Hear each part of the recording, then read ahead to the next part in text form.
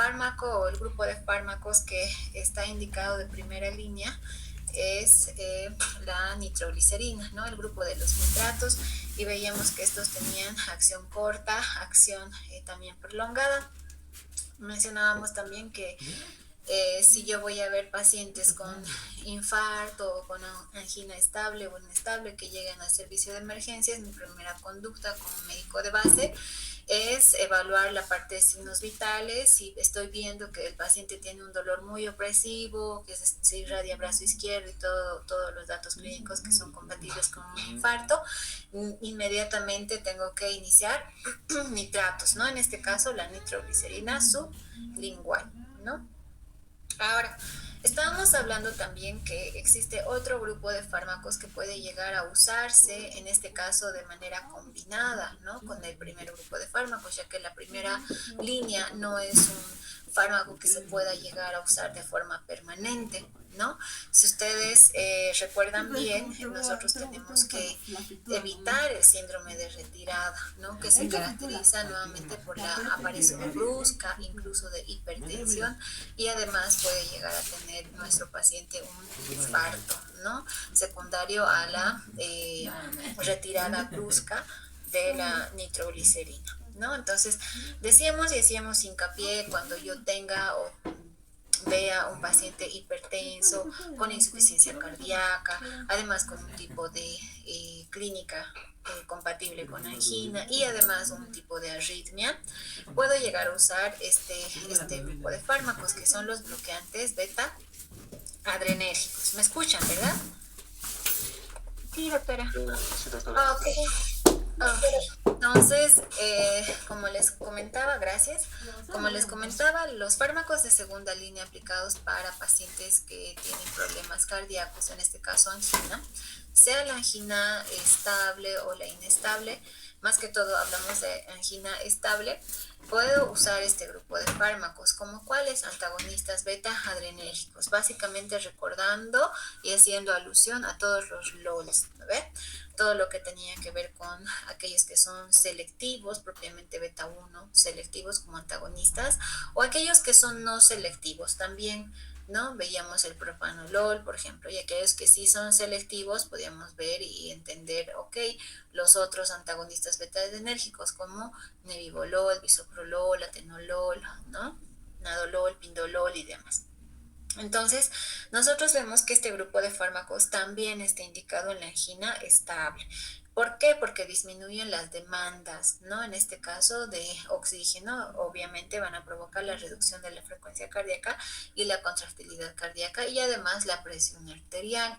Mejoran el metabolismo cardíaco y exhiben las propiedades antihipertensivas, además antiarrítmicas, ansiolíticas e incluso antiagregante plaquetarios, ¿no? Entonces, si nosotros podemos preguntar cuántas A's tiene el grupo de los beta adrenérgicos, en este caso los antagonistas, si ustedes pueden ver ahí, son alrededor de 4 A's, ¿no? Funcionan como antihipertensivos, antiarrítmicos, ansiolíticos, como parte, función de antiagregante plaquetario, y el quinto, la quinta A, sería como antianginoso, pero obviamente que forma parte del tratamiento de primera línea, no actúan solos frente a la angina, ¿sí?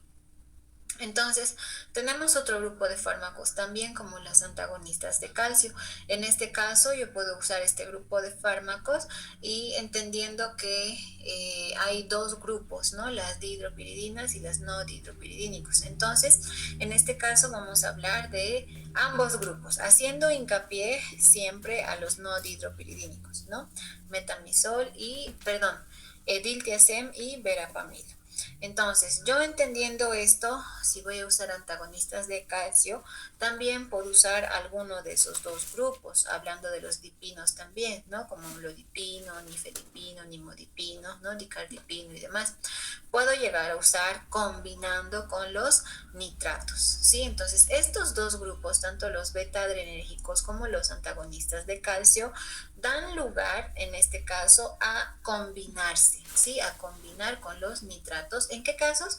En los casos de angina de esfuerzo, angina inestable, la angina de Prince Metal y demás, ¿no? Entonces, viendo esto, yo también veo, ok, reducen la resistencia vascular periférica, por tanto van a mejorar, en este caso, la poscarga y las demandas, en este caso, de oxígeno que requiere el corazón, aumentan el flujo sanguíneo coronario, son vasodilatadores coronarios, además, el verapamilo y el diltiazem disminuyen la contractilidad, la frecuencia cardíaca y las demandas que requiere o que tiene el miocardiocito, ¿no?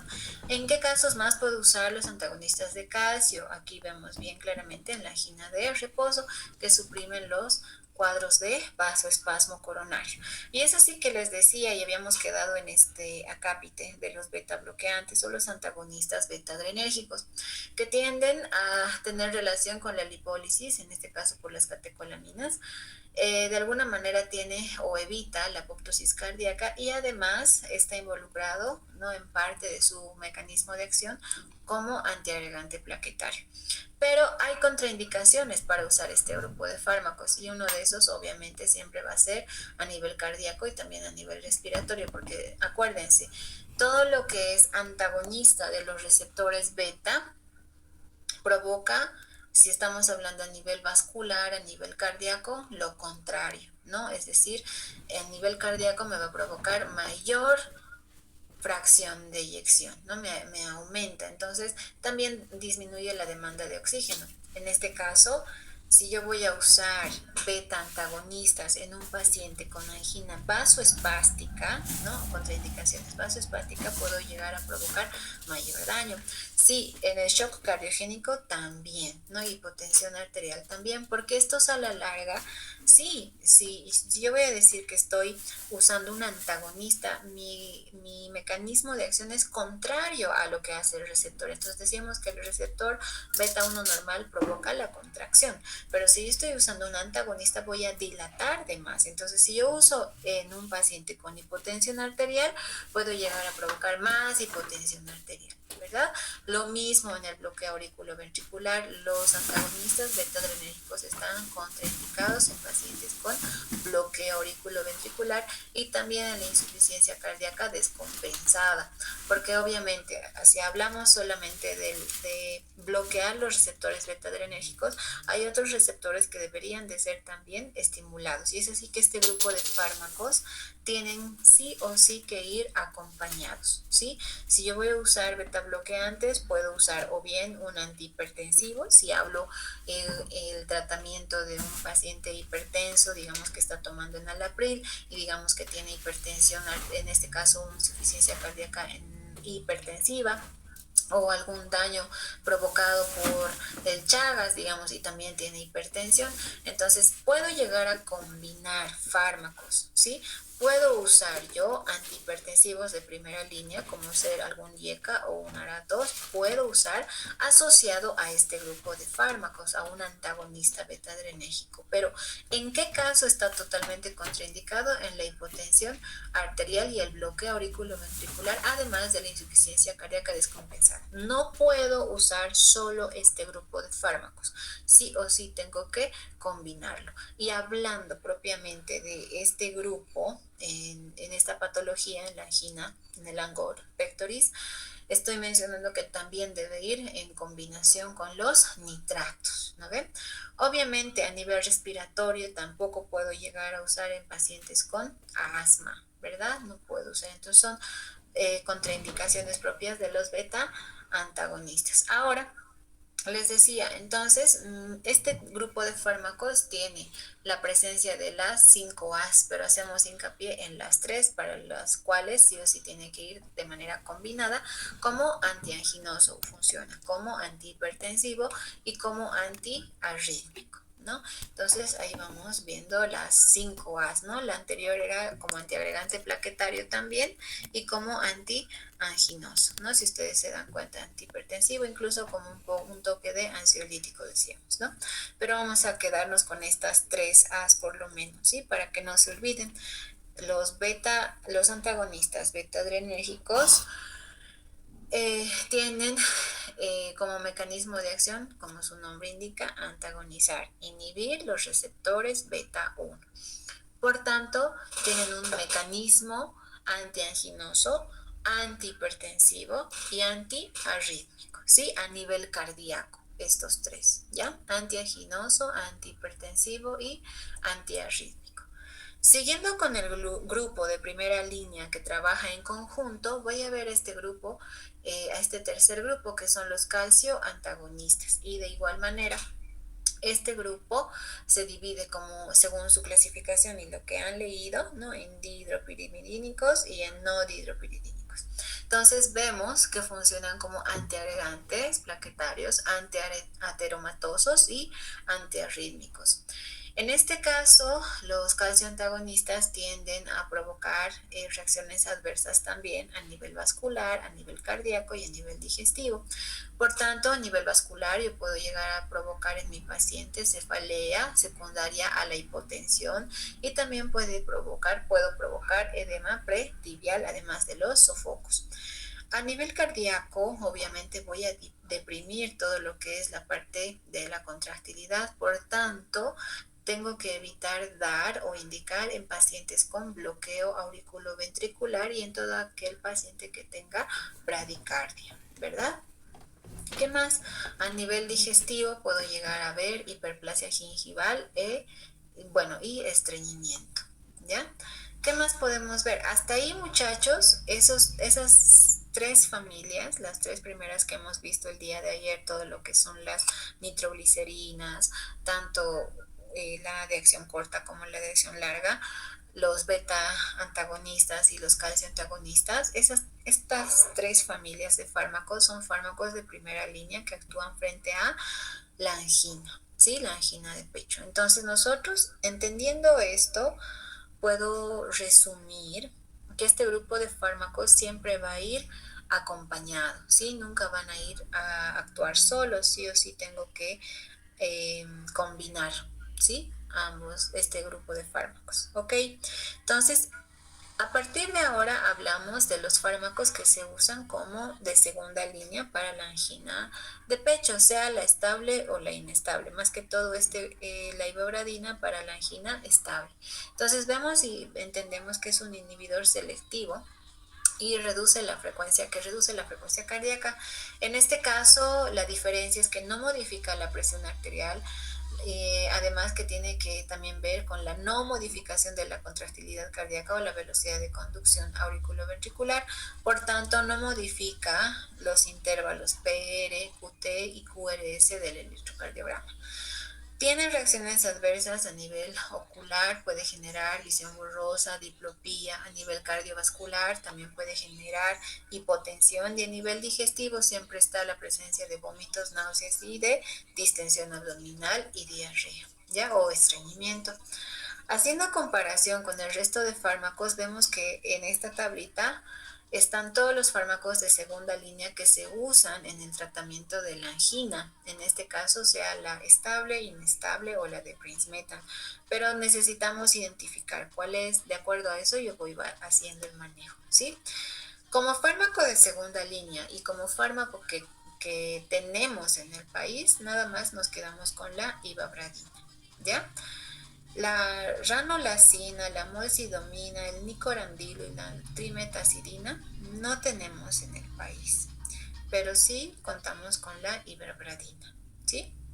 Ahora, como ustedes pueden ver, la mayoría de estas siempre se une a las proteínas plasmáticas, y una diferencia con el anterior grupo es que segundo grupo de fármacos, en este caso que se usa como segunda línea, se lleva la flor la ivabradina, pero habíamos visto que también tiene reacciones adversas, ¿no? A nivel ocular, a nivel cardiovascular y a nivel digestivo, ¿no?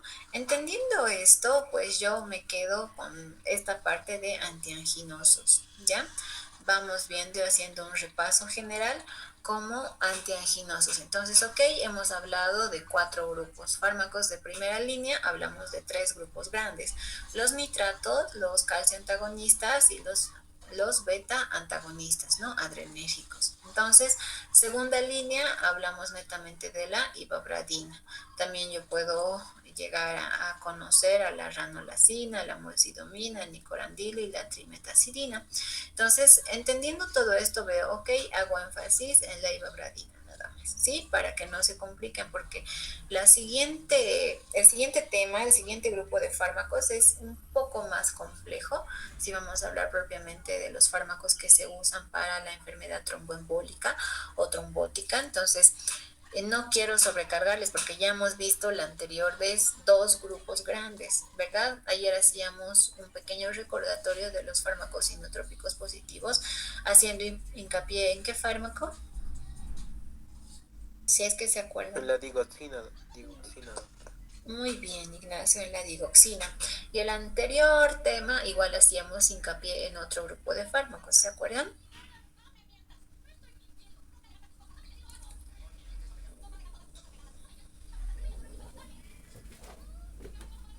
De antiarrítmicos. Hacíamos hincapié en la amiodarona, ¿no ve? Y también veíamos la clasificación de Vaughan-Williams, ¿recuerdan? Que habían 4 grupos y el otro aparte, ¿no? Que es la digoxina y demás, pero necesitamos hacer énfasis en la clasificación de Vaughan-Williams. ¿Ya? Si hablamos de antiarrítmicos, acuérdense, no se olviden. Entonces, tomando en cuenta todos estos fármacos y los nombres raros que están aprendiendo y entendiendo, vamos a pasar a un gran grupo, ¿sí? Que son los anticoagulantes, antiagregantes y los fibrinolíticos, ¿ya? Entonces, vamos a ver aquí.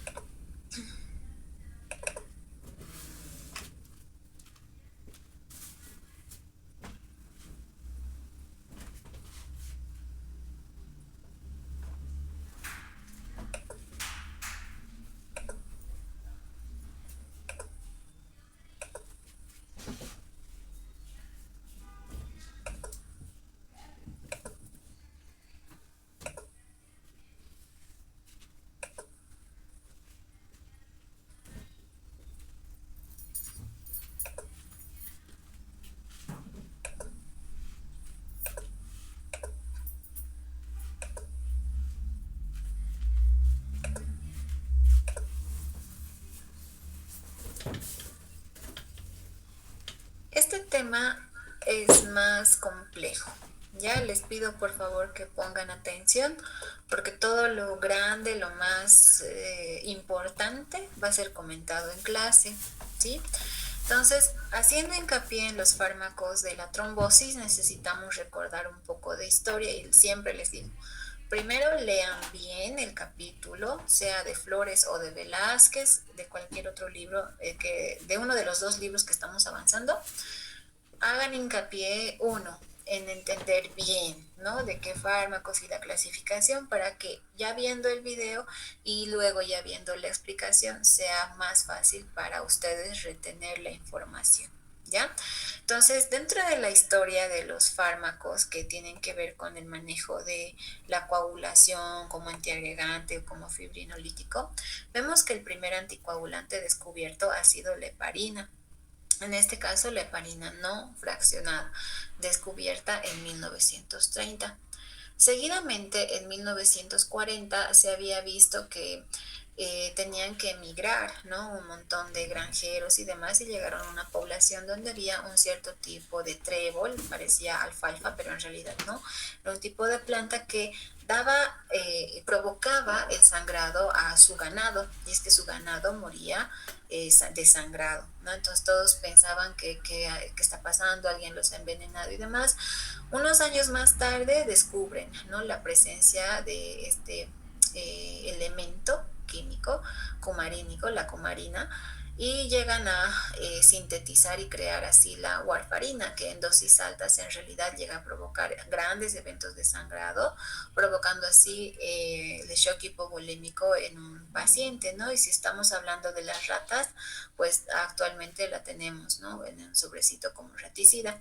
Entonces, entendiendo esto, veo que la warfarina es un fármaco que ya lo hemos ido viendo desde inicio de este semestre, ¿no? Desde el hito 2, siempre les decía, la warfarina es un fármaco muy inestable, es el fármaco más inestable de todos los fármacos hasta el día de hoy. En ninguna especialidad, en ninguna patología puede ser tan inestable un fármaco para poderlo manejar. Es el fármaco más inestable de todos, ¿ya? La warfarina. Entonces no se olviden de eso. La warfarina, ustedes mismos están viendo, se ha descubierto como cumarina y demás en la parte estructural de esta planta. No es que sea la alfalfa, sino es un tipo de trébol. Entonces, esta warfarina se la ha llegado a usar con un fin de uno, llegar a prevenir eventos tromboembólicos en pacientes con fibrilación auricular, ¿no? Entonces yo uso warfarina, ¿para qué? Para prevenir que mi paciente con FA, con fibrilación auricular, llegue a tener un tromboembolismo pulmonar o un ABC, ¿no? O sea, yo quiero evitar eso en mi paciente.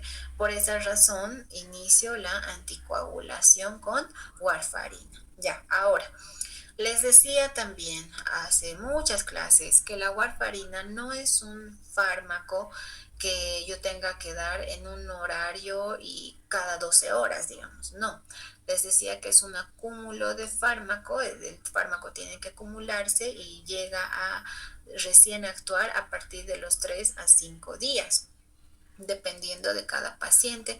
Algunos, como conocemos, pueden ser metabolizadores lentos, otros metabolizadores rápidos, dependiendo si mi paciente es hepatópata o no.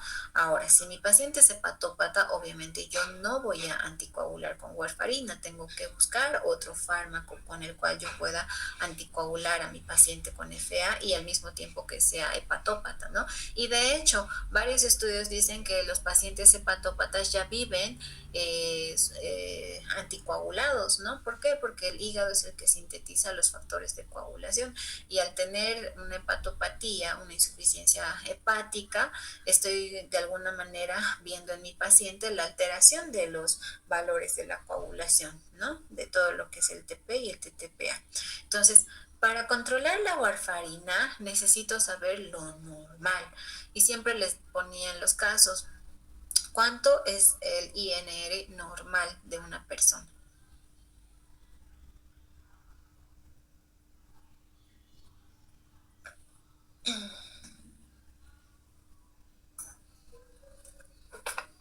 %. 1, ¿ya?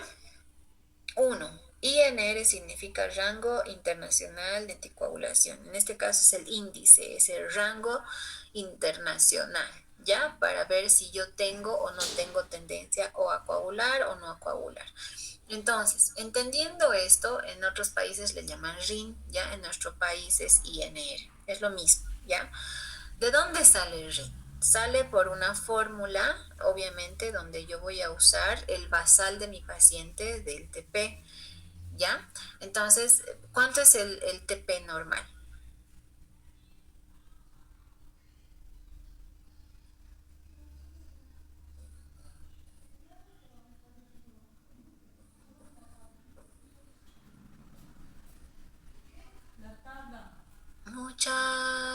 De 10 Muchachos. segundos.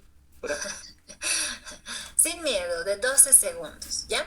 La literatura te dice de 10 a 12 segundos. Vamos a mantener en que lo normal en nuestras cabezas tiene que quedarse, ok, TP normal, 12 segundos, INR 1, listo, ¿ya?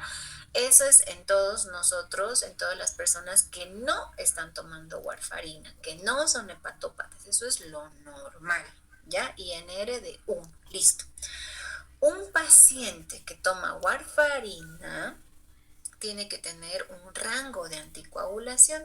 El rango de anticoagulación va de 2 a 3. ¿Ya? Es de 2 a 3. Listo. El rango de anticoagulación, entonces yo voy a manejar de 2 a 3 en un paciente que tome warfarina. ¿Por qué?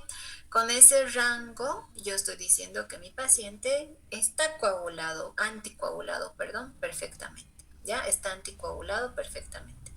Si yo voy a pedir un TP, un INR en un paciente que ha empezado a tomar warfarina hace 5 días, tengo un basal de 1, por eso es necesario tener siempre un basal de todos los laboratorios antes de haber tomado algún fármaco como este, que es la warfarina, que hay que controlarlo cada 2, 3 semanas.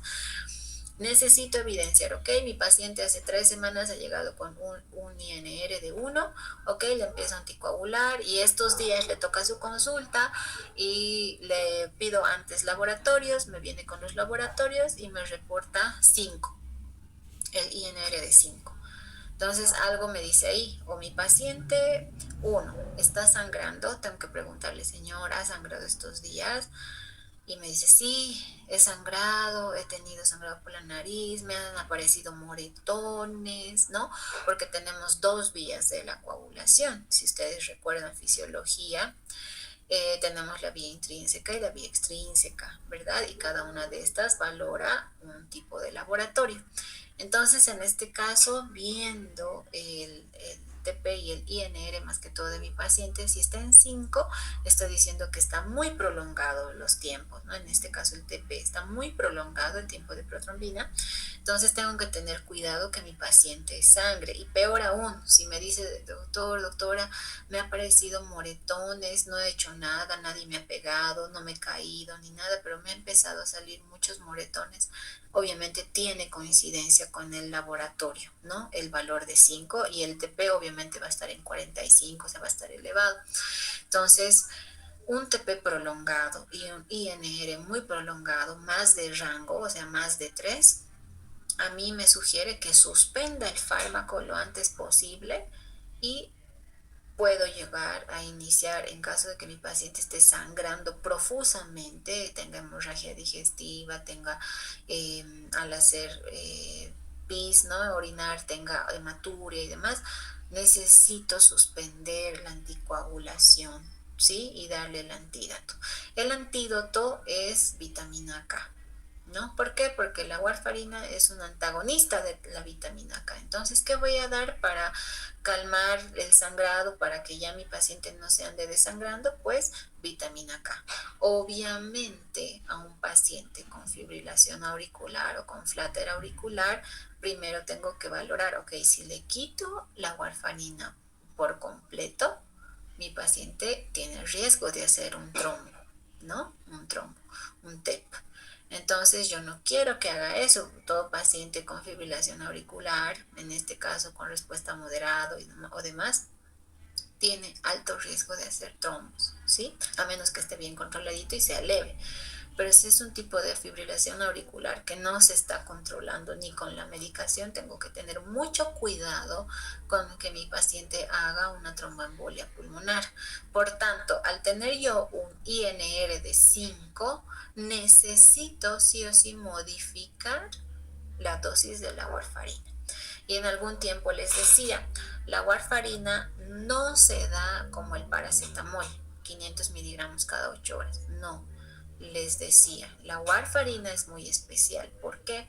Yo puedo usar 5 miligramos hoy, una tabletita hoy de 5 miligramos, mañana la mitad, pasado la mitad, el día domingo, el día lunes otra vez entero, el día martes otra vez mitad, el día miércoles mitad y así, ¿no? Entonces, el paciente, todo paciente con FA, todo paciente anticoagulado, sí o sí que toma warfarina tiene que tener su cartilla de anticoagulación, ¿no? Porque de acuerdo a eso el paciente va marcando, va señalando, también va rayando para que no se tome 2 dosis de la warfarina o que no se olvide de tomar en su horario la warfarina y demás. Entonces, la warfarina es importante conocerla, es importante saber que es el fármaco más inestable que existe sobre todos los fármacos porque se modifica con la dieta, se modifica con las enfermedades, se modifica con los mismos fármacos. Hay fármacos que estimulan más rápidamente su metabolismo, hay otros que estimulan más su eliminación. Es decir, la warfarina, vuelvo a repetir, es un fármaco muy inestable. Dentro de todos los fármacos es el más inestable, pero hasta el día de hoy sí se lo usa, ¿no? Como anticoagulante, en este caso, más que todo para pacientes con fibrilación auricular. De segunda manera, pues la usamos también el acenocumarol, pero en nuestro medio tenemos más warfarina, ¿sí? Esto, miren, desde 1940 hasta el día de hoy pues, han pasado un montón de años y hasta el día de hoy se lo sigue usando como anticoagulante, ¿no? De preferencia en pacientes con FA, ¿ya? En 1980 se llega a crear y a sintetizar de esta enoxa, en este caso la heparina, la enoxaparina, también conocida como heparina de bajo peso molecular. En 1930 todavía aún se manejaba solamente la vía parenteral, ¿sí? La vía endovenosa. Pero, ¿qué era lo malo con la heparina? La heparina también tiene que controlarse con laboratorios, ¿sí? La heparina no fraccionada, en este caso hablamos de la heparina sódica, si bien se administra vía parenteral, también se puede administrar vía subcutánea, pero más que todo su indicación es netamente parenteral. Necesito entender que necesariamente, vuelvo a repetir, perdón que sea tan redundante, pedir laboratorios. En este caso, sí o sí solicito el TTPA. ¿Ok? Entonces, para la warfarina pido TP-INR para controlar el rango. En cambio, para la heparina y para ver que mi rango esté controlado, pido el TTPA. Entonces, para pedir el TTPA, yo necesito saber primero lo normal. ¿Cuánto es lo normal del TTPA?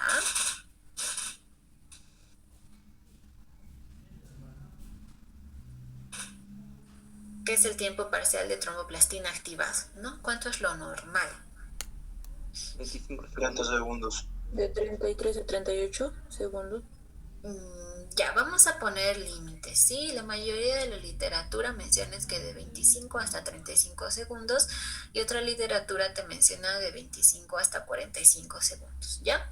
En nuestro medio yo en lo personal tomo de 25 hasta 40 segundos. Ya, y si ya me aumenta de acuerdo al parámetro del laboratorio, porque estos laboratorios, muchachos, son operador dependiente.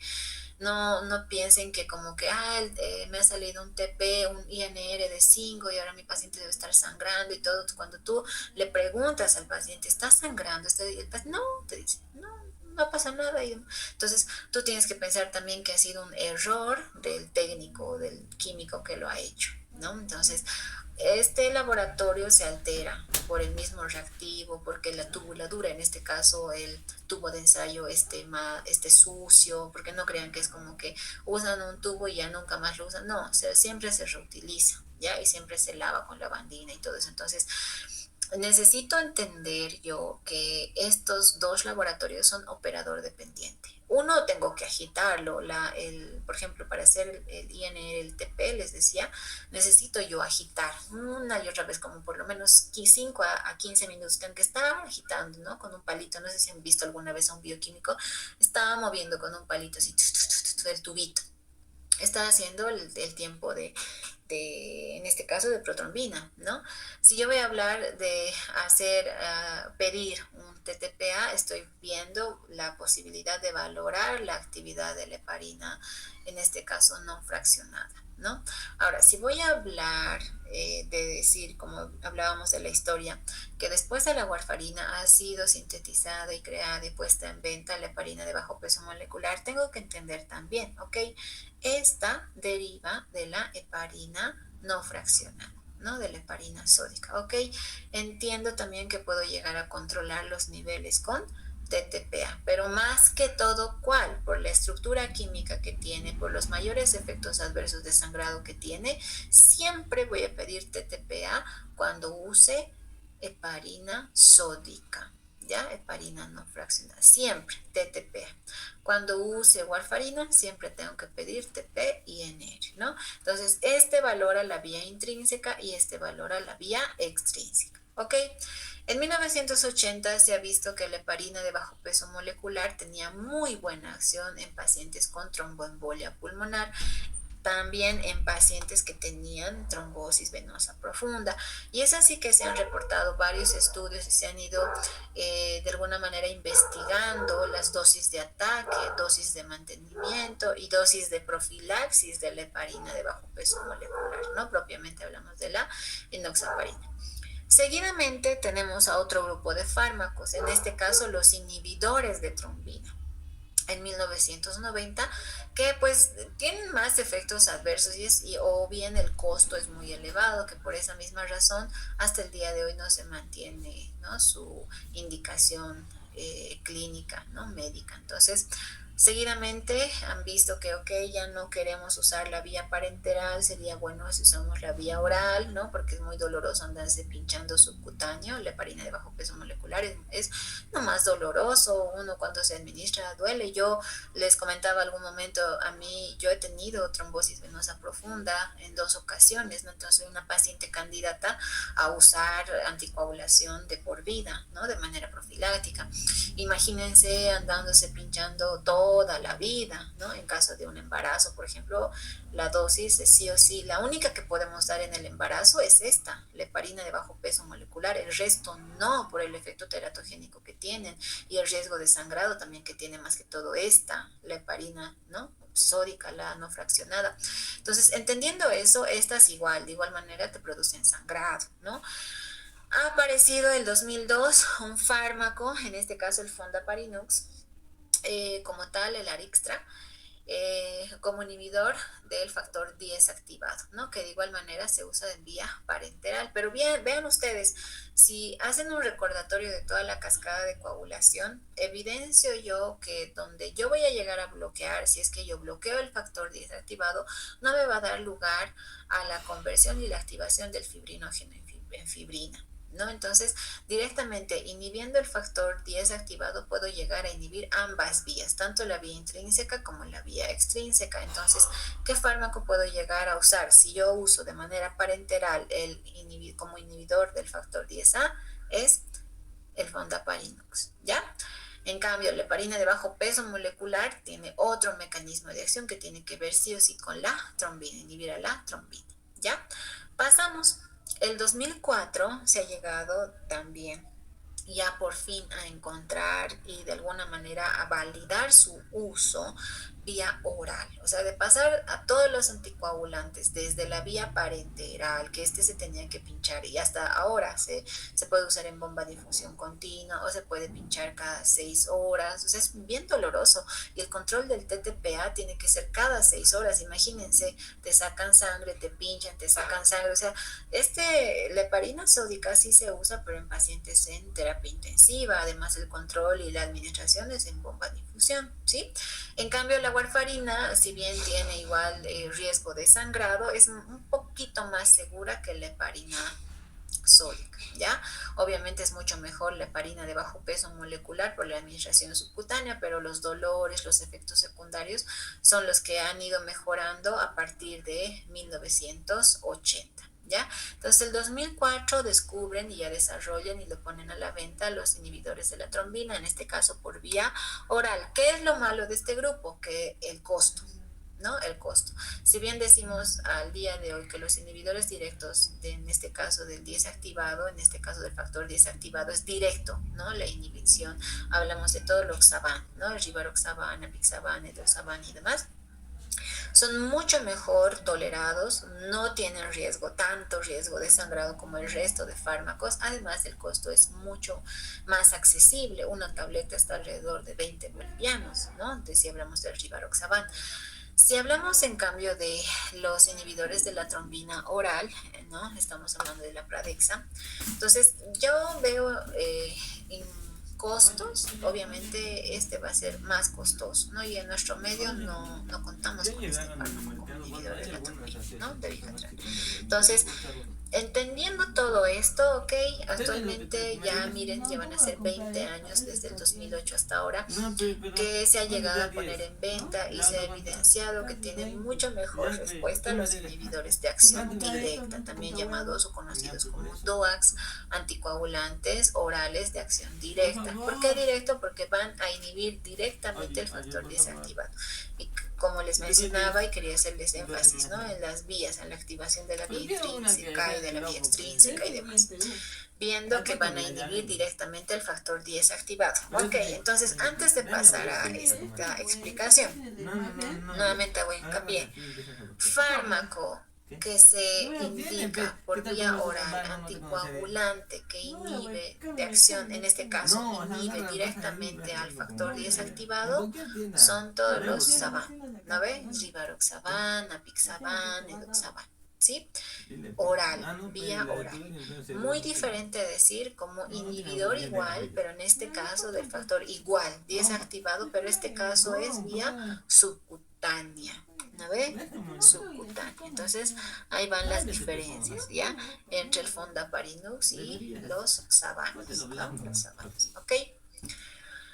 Ahora, haciendo un recordatorio, yo quiero que vean esta imagen y vamos a definir un poco qué es hemostasia. La hemostasia es un mecanismo fisiológico que tiene por objetivo evitar la pérdida sanguínea tras la lesión o la injuria del endotelio vascular.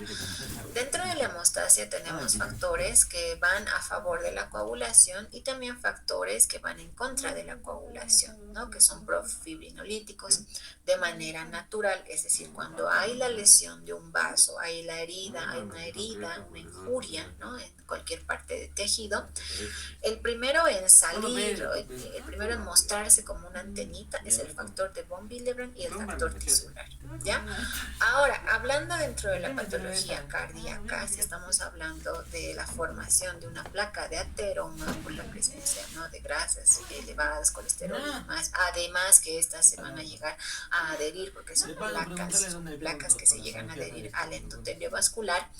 Esta placa da muchas veces lugar a la activación, en este caso, de la plaquetita. Es decir, la plaqueta está por aquí, normal, pasando, toda normal, va y se da cuenta que hay una placa medio rara adherida al endotelio y dice, ok, aquí hay algo raro, no me gusta, me activo, ¿no? Se activa y es que sabemos que la plaqueta, bueno, en mi caso yo la tomo como una célula, hay otros médicos que dicen que la plaqueta no es una célula porque no tiene núcleo, sí, es verdad, pero para nosotros como hematólogos sí es una célula porque llega a tener y comprometer muchas, de alguna manera por así decirlo, mucha actividad dentro de la inflamación propia de la fisiopatología. Tiene mucho que ver la plaqueta, porque le libera, además de las glucoproteínas que tiene libera grandes cantidades de sustancias proinflamatorias, como vamos a ver más adelante, ¿ya? Entonces la plaquetita, hagan de cuenta que está pasando por acá, se activa, ve la placa de ateroma y lo primero que hace es activar la hemostasia primaria. Entonces el actor principal para la hemostasia primaria es la plaqueta y el endotelio vascular dañado, obviamente, ¿no? Entonces, la plaqueta que hace, primero se tiene que activar, se tiene que adherir al tejido. Como les decía, aquí es como que una antenita que sale, el factor tisular, el factor de von Willebrand, la plaqueta se adhiere mediante su glucoproteína, ¿no? Y da lugar a mayor llamado. En este caso se estira como una araña, tiene como unos flagelos, ¿no? Para que me entiendan así, como que así, piecitos, que son glucoproteínas que van a hacer que por diapédesis, es decir, ni siquiera es por diapédesis, sino por reconocimiento en este caso, vayan a venir a inmigrar más plaquetas. Entonces, ese círculo se vuelve una y otra vez a repetir, ¿sí? Entonces, las plaquetas se adhieren entre ellas, se van activando, se van adhiriendo, van secretando todas estas sustancias proinflamatorias que tienen que ver con la COD, con el tromboxano 2, como vamos a ver en un momento. Entonces, llegan a formar el trombo blanco, ¿ya? Entonces, para yo ver la actividad y la función plaquetaria, puedo pedir un estudio que se llama agregometría plaquetaria y también puedo pedir el tiempo de sangría, ¿ya? Pero actualmente más voy por la agregometría plaquetaria, ¿ya? Si quiero ver función plaquetaria, ¿ya? Porque no es lo mismo que tenga normal plaquetas en cantidad. ¿Cuánto es lo normal de las plaquetas? De 150.000 a 450.000, doctora. Muy bien, Ignacio. Entonces vamos a ver, de 150.000 a 450.000. No es lo mismo decir, ok, yo tengo 150.000 plaquetas, estoy funcionando todo chévere, no voy a sangrar. No me sirve de nada saber en un niño eso si vuelvo una y otra vez a ver a mi niño sangrando. Debo ver la agregometría plaquetaria, que a mí me sirve para ver funcionalidad de la plaqueta. Es decir, si la plaqueta es capaz de liberar glucoproteína 2B3A, necesito ver eso. Necesito ver también si tiene la capacidad de sintetizar un montón de demás glucoproteínas, ¿no? Cómo están funcionando para la activación y la secreción. Entonces, para eso me permite ver este estudio, ¿no? La gregometría plaquetaria. ¿Para qué? Para ver la función de la plaqueta. ¿Sí? Seguidamente de la activación y la formación del trombo blanco, que es un coágulo bien inestable, un coágulo blanco, ¿no? Que no tiene la capacidad de coagular totalmente, se activa casi al mismo tiempo la hemostasia secundaria. Y es que la hemostasia secundaria tiene que ver más con los factores de coagulación, que en su mayoría son sintetizados por el hígado, ¿no? Entonces estos tienen la capacidad, una vez que ven también al factor tisular, ¡pam!, se activan y se activan todo el resto de la cascada de coagulación. Entonces vemos el trombo amarillo, en este caso la fibrina. Y aquí vemos ambas vías, como hace un momento les decía. El actor principal de la hemostasia primaria es la plaqueta y el endotelio. Los actores principales de la hemostasia secundaria son los factores de la coagulación. Y estos pueden dividirse en dos, en vía extrínseca y aquellos que van a activarse por la vía intrínseca, ¿no? Como ustedes bien saben, la vía del factor tisular en este caso es explosiva, es rápida porque su objetivo es formar mucho, es transformar el factor 10 en factor 10 activado, además de formar el complejo tenaza, ¿no? Que está formado por el factor 10 activado y el factor 5 que va a dar al lugar finalmente a la activación, ¿no? Del fibrinógeno en fibrina. Entonces, para yo valorar la vía extrínseca, hace un momento les decía, voy a pedir el TP y el INR, ¿ya? Les decía, como valor normal, nosotros vamos a tomar 12 segundos, que es el intermedio entre 10 a 14, y como INR, pues 1, ¿ya? Listo. Pasamos.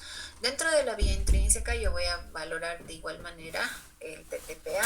Entonces igual yo veo que se activa y toda la cascada se va activando, ¿no? Es la más larga, la vía más larga de activación dentro de la vía intrínseca. Entonces yo valoro esta vía con este laboratorio, ¿no? Con el tiempo parcial de tromboplastina activada, ¿no?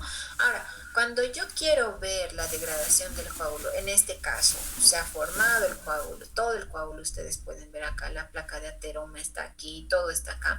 Entonces, hay la formación del coágulo. ¿Qué es lo que va a llegar a elevarse rápidamente? El dímero D, ¿no? El dímero D se eleva hasta 3 veces más del valor normal, ¿no? En cuadros de tromboembolia pulmonar o infartos también, ¿sí? En este caso hablamos del infarto de miocardio. Entonces, antes de ingresar propiamente a la clasificación de antiagregantes, anticoagulantes y demás, vamos a hacer un pequeño repaso de todas las funciones, no de todas, pero sí de la que nos interesa el día de hoy, ¿ya?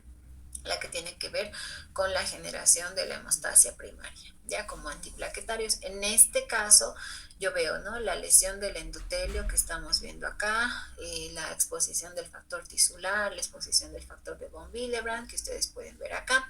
Entonces, la plaquetita hace el reconocimiento y sus pseudópodos, ¿no?, se van a anclar a través de las glucoproteínas, en este caso de la glucoproteína 1B, 5 y 9, y los factores también, ¿no?, más que todas las glucoproteínas, se van a llegar a anclar, ¿no?, al factor tisular mediante el factor de von Willebrand y esta glucoproteína. Al mismo tiempo también hace reconocimiento de la presencia de colágeno y demás. La plaquetita se activa con mayor razón, dando lugar a la presencia y formación de la vía constitutiva. En este caso hablamos de la COX. Decíamos que habían 2 vías, ¿no? Si ustedes se acuerdan de la inflamación, hay la COX-1 y la COX-2. En este caso se activa la COX-1. ¿Ya? La COX-1 por el mecanismo por el metabolismo va a dar lugar a la activación. En este caso se va a metabolizar transformándose y va a activar el tromboxano 2. Este va a dar lugar a la apertura, en este caso de los mismos receptores, que van a dar lugar a la liberación de calcio para que estos granulitos, en este caso las glucoproteínas, se expresen en la pared. Estas glucoproteínas van a dar lugar a que vayan a activarse y a agregarse mediante la glucoproteína 2B3A más plaquetitas, ¿no? Entonces, esta misma activación, la liberación, en este caso movimiento, les decía una y otra vez, ¿no? Si nosotros hacemos recordatorio de los neurotransmisores, estos también son liberados cuando hay calcio, ¿no ve? Entonces, lo mismo, de la misma manera, los granulitos en este caso van a dar lugar a mayor síntesis y expresión de la glucoproteína 2B3A. Entonces, ¿qué más pasa? Como va a haber mayor liberación dentro, en este caso, exposición del calcio, va a dar lugar también a la activación del receptor, en este caso de la adenosina fosfato. Entonces va a dar lugar a la activación del receptor P2Y. ¿Qué va a hacer este receptor? De la misma manera va a actuar en la acumulación, ¿no?, del calcio, dando lugar a la actividad, ¿no?, del fosfoinosito, el fosfato 3, va a dar lugar a mayor captación y liberación de calcio, llegando nuevamente, terminando y concluyendo en mayor expresión de la glucoproteína 2B3A, ¿no? Entonces, si ustedes se dan cuenta, aquí hay actores objetivos, ¿no? Puntos objetivos. Uno, para yo inhibir la antiagregación plaquetaria, necesitaría inhibir, uno, a la glucoproteína, ¿verdad? Pero ¿para qué me voy a hacer problema de inhibir a la glucoproteína si mejor sería que inhiba directamente a la COX? Porque si yo voy a inhibir a la COX, voy a inhibir la vía de la fosfolipasa 2, voy a inhibir la vía del tromboxano, entonces ya no va a haber mayor síntesis, ya no va a haber mayor metabolismo, por tanto, directamente estoy anulando, ¿no? Anulando los canales de calcio y toda la expresión de las glucoproteínas 2B3A. Entonces, me funciona muy bien entender esto para yo entender, ok, anulo la vía de la COX, ¿no? Por tanto, voy a tener un grupo de fármacos que voy a usar como antiagregante plaquetario por excelencia, porque si yo estoy activando la vía de la COX, estoy activando la vía del tromboxano 2 y al mismo tiempo estoy estimulando la presencia del receptor P2Y, ¿no? Entonces, si yo inhibo la COX-1, directamente estoy actuando como antiagregante plaquetario, ¿no? Entonces, como representante principal en este grupo tenemos a la aspirina, ¿ya? El ácido acetil salicílico, ¿ok? Luego, seguidamente de esto, tenemos también que entender que la plaqueta de igual manera vuelve a estimularse, ¿no?, por la presencia de los receptores P2Y, generando aún así estos mayor liberación y entrada de calcio, haciendo y provocando mayor liberación de estos granulitos y la expresión así de la glucoproteína 2B3A que va a dar lugar a la antiagregación. Ok, entonces, además de inhibir la vía de la COX, yo también puedo inhibir al receptor P2Y. ¿Mediante qué grupo de fármacos? El clopidogrel, ¿no? Y entendiendo esto, puedo llegar a ver que estos receptores, en este caso, van a llegar a existir toda la vida de la plaqueta. Entonces, tengo que entender que ¿cuánto tiempo vive la plaqueta? 7 a 10 días. Entonces, entendiendo y sabiendo eso, sé que este grupo de antiagregante plaquetario, tanto aspirina como clopidogrel, puedo llegar a decir al paciente, ok, va a tomar este medicamento, pero si le van a operar, si va a ser sometido a alguna intervención quirúrgica, tiene que dejar de tomar por lo menos 5 días antes o 7 días antes de la intervención quirúrgica. ¿Por qué? Porque las plaquetas no se van a activar, las plaquetas no se van a agregar. Por tanto, mi paciente va a desangrarse. ¿Se dan cuenta? Entonces, entendiendo esta parte de cómo es que funciona la plaquetita, y es que tiene un montón de funciones más, muchachos, por eso para nosotros es como una célula bien completa y es la más compleja hasta el día de hoy, porque no solamente se involucra en la parte de la agregación, antiagregación y la formación del trombo, sino también tiene mucho que ver con la inflamación y la respuesta ante las enfermedades autoinmunes. Entonces, es importante reconocer que la plaqueta tiene un buen objetivo dentro de la hemostasia primaria, ¿no? Y es así que inicia, esta es la que inicia todo, es el actor principal, además del endotelio dañado, ¿no? Una vez que yo conozco la función de la plaqueta como antiagregante plaquetario, que cómo se adhiere, que cómo se activa y con qué cosas se secreta, también tengo que entender la función de los factores de coagulación, ¿sí? Que son todos estos que sé que ya han visto en fisiología el año pasado. Entonces, entendiendo los factores de estos, yo necesito entender un grupo. Y estamos hablando del factor 10, el factor 9, el factor 7, el factor 2972, que uno, son fármacos vitamina K dependiente, ¿no? Entonces, les comentaba alguna vez, a todos los recién nacidos se les pone vitamina K en el muslo, en la cara anterior del piecito, porque los recién nacidos no son capaces de sintetizar vitamina K, por tanto, algunos bebés tienden a tener sangrado, y acuérdense ustedes que todo recién nacido puede llegar a tener hiperbilirrubinemia, ¿no? Entonces, secundario esto a que se está acostumbrando a ya no estar dentro de la madre, obviamente ya no depende de los nutrientes de la madre internamente, pero sí externamente. Entonces, a veces cambiar el metabolismo interno por el externo para el bebé suele ser muy complicado, dando lugar a que los factores vitamina K dependientes no vayan a ser sintetizados de manera correcta, ¿no? Uno, ¿por qué? Estas vitaminas, si bien son liposolubles, necesito entender que no se encuentran en el recién nacido normalmente, porque la vitamina K es producida por las bacterias del intestino. Entonces ustedes entenderán que el recién nacido no ha comido nada, por tanto las bacterias recién van a empezar a metabolizarse, recién se van a empezar a activar, recién se van a empezar a reproducir y poder sintetizar vitamina K para que la persona no pueda llegar a desangrarse, ¿no ve? Entonces, si yo veo y entiendo, ok, la vitamina K es una vitamina liposoluble, al igual que estas, como la A, D, E y K, pero también tienen dependencia, ¿no? Del hígado. ¿Cuáles? Estas, ¿no? El factor 9, el factor 10, el factor 7 y el factor 2. El resto, muchachos, se sintetiza en el hígado, ¿no? Y nosotros podemos ver que algunos de estos factores también funcionan como cofactores, es decir, sí o sí necesitan para su activación de otro factor, ¿no? Es decir, están presentes ahí para activar al factor mayor, ¿no? Como el factor 10 y el 5, ¿no? Que es como cofactor. Esta imagen la he tomado de flores. Me parece muy interesante y muy buena porque describe a todos los grupos de fármacos, ¿no?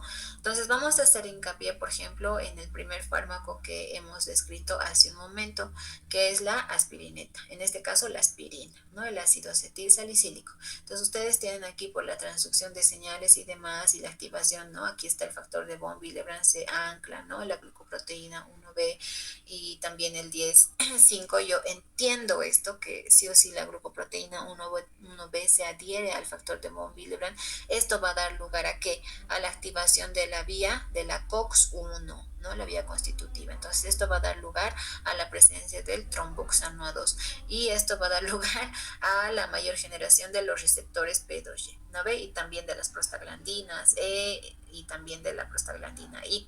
Entonces, entendiendo esto, yo tengo acá un fármaco que llega a inhibir la COX-1 y es el ácido acetil salicílico, ¿no? Más conocido como aspirina. ¿Ya? El primer fármaco más importante como antiagregante plaquetario por excelencia. Lo estoy repitiendo una y otra vez para que no se olvide, ¿sí? Seguidamente por la transducción y la presencia de señales, además de tener los receptores serotoninérgicos, también se activan los receptores P2Y. Entonces veo, y aquí tengo que entender que hay dos grupos de fármacos, ¿verdad?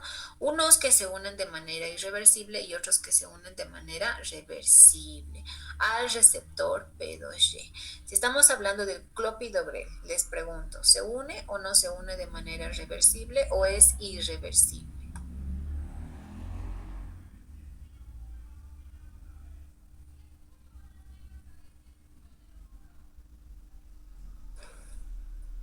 Hola, además de Ignacio, otra persona, otro estudiante. De forma irreversible, doctora. De forma irreversible. Ok, ¿quién eres? Luana, doctora. Ok, muy bien, Luana. Entonces, entendiendo esto, el clopidogrel actúa frente a los receptores, ¿no? Inhibiendo, ¿no? La actividad de los receptores P2Y, ¿no? Que va a dar lugar a ¿qué? A mayor expresión de la glucoproteína 2B, 3A, ¿no ve? Entonces, vámonos al siguiente grupo. Aquí está. La expresión, ¿no? de la glucoproteína 2B3A también puede llegar a ser inhibida. Y les decía, a ver, ¿qué me conviene? Inhibir directamente la COX-1, que es la responsable de la activación de todo esto, o inhibir a la última parte, es decir, a la expresión de la glucoproteína 2B3A. Entonces hay fármacos que también inhiben las glucoproteínas para directamente inhibir la adhesión, para que éstas se unan con sus pseudópodos, ¿no? Como patitas entre plaquetas. Tenemos este fármaco que se llama el axicimab, ¿no? El axicimab.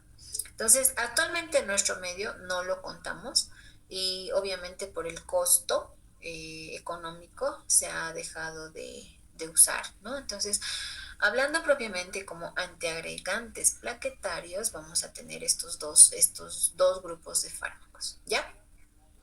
Inhibidor de la COX-1, el ácido acetilsalicílico, inhibidor del receptor P2Y, tenemos al clopidogrel, ¿no? Ahora, como fármaco de unión reversible al ticagrelor, ¿ya? Ticagrelor, cangrelor, el linogrel. Estos tres fármacos sí se unen de manera reversible. Entonces, la plaqueta hemos dicho que dura y vive 7 a 10 días. Por tanto, el mecanismo de acción, si hablamos del clopidogrel, se va a llegar a unir de manera irreversible. Entonces, su unión es hasta que la plaqueta muera, ¿no? Hasta que la plaqueta muere. Entonces, hay que tener mucho cuidado en pacientes que van a ser sometidos quirúrgicamente. Ahora, en un paciente que tiene un infarto, por ejemplo, mi primera acción es darle ver y reconocer. Si es un infarto, ya no voy a estar jugando con la nitroglicerina. Sí o sí tengo que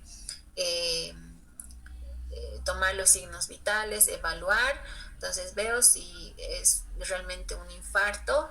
Mi primera indicación es oxígeno, si está desaturando, ¿no? Si está desaturando, oxígeno. Si tiene mucho dolor y está consciente de ese dolor y te dice, me duele, y es un dolor tan horrible que incluso algunos pacientes señalan, ¿no?, la sensación inminente de muerte, inicias morfina, ¿no? Entonces ahí hablamos de mona, ¿ya? Mona.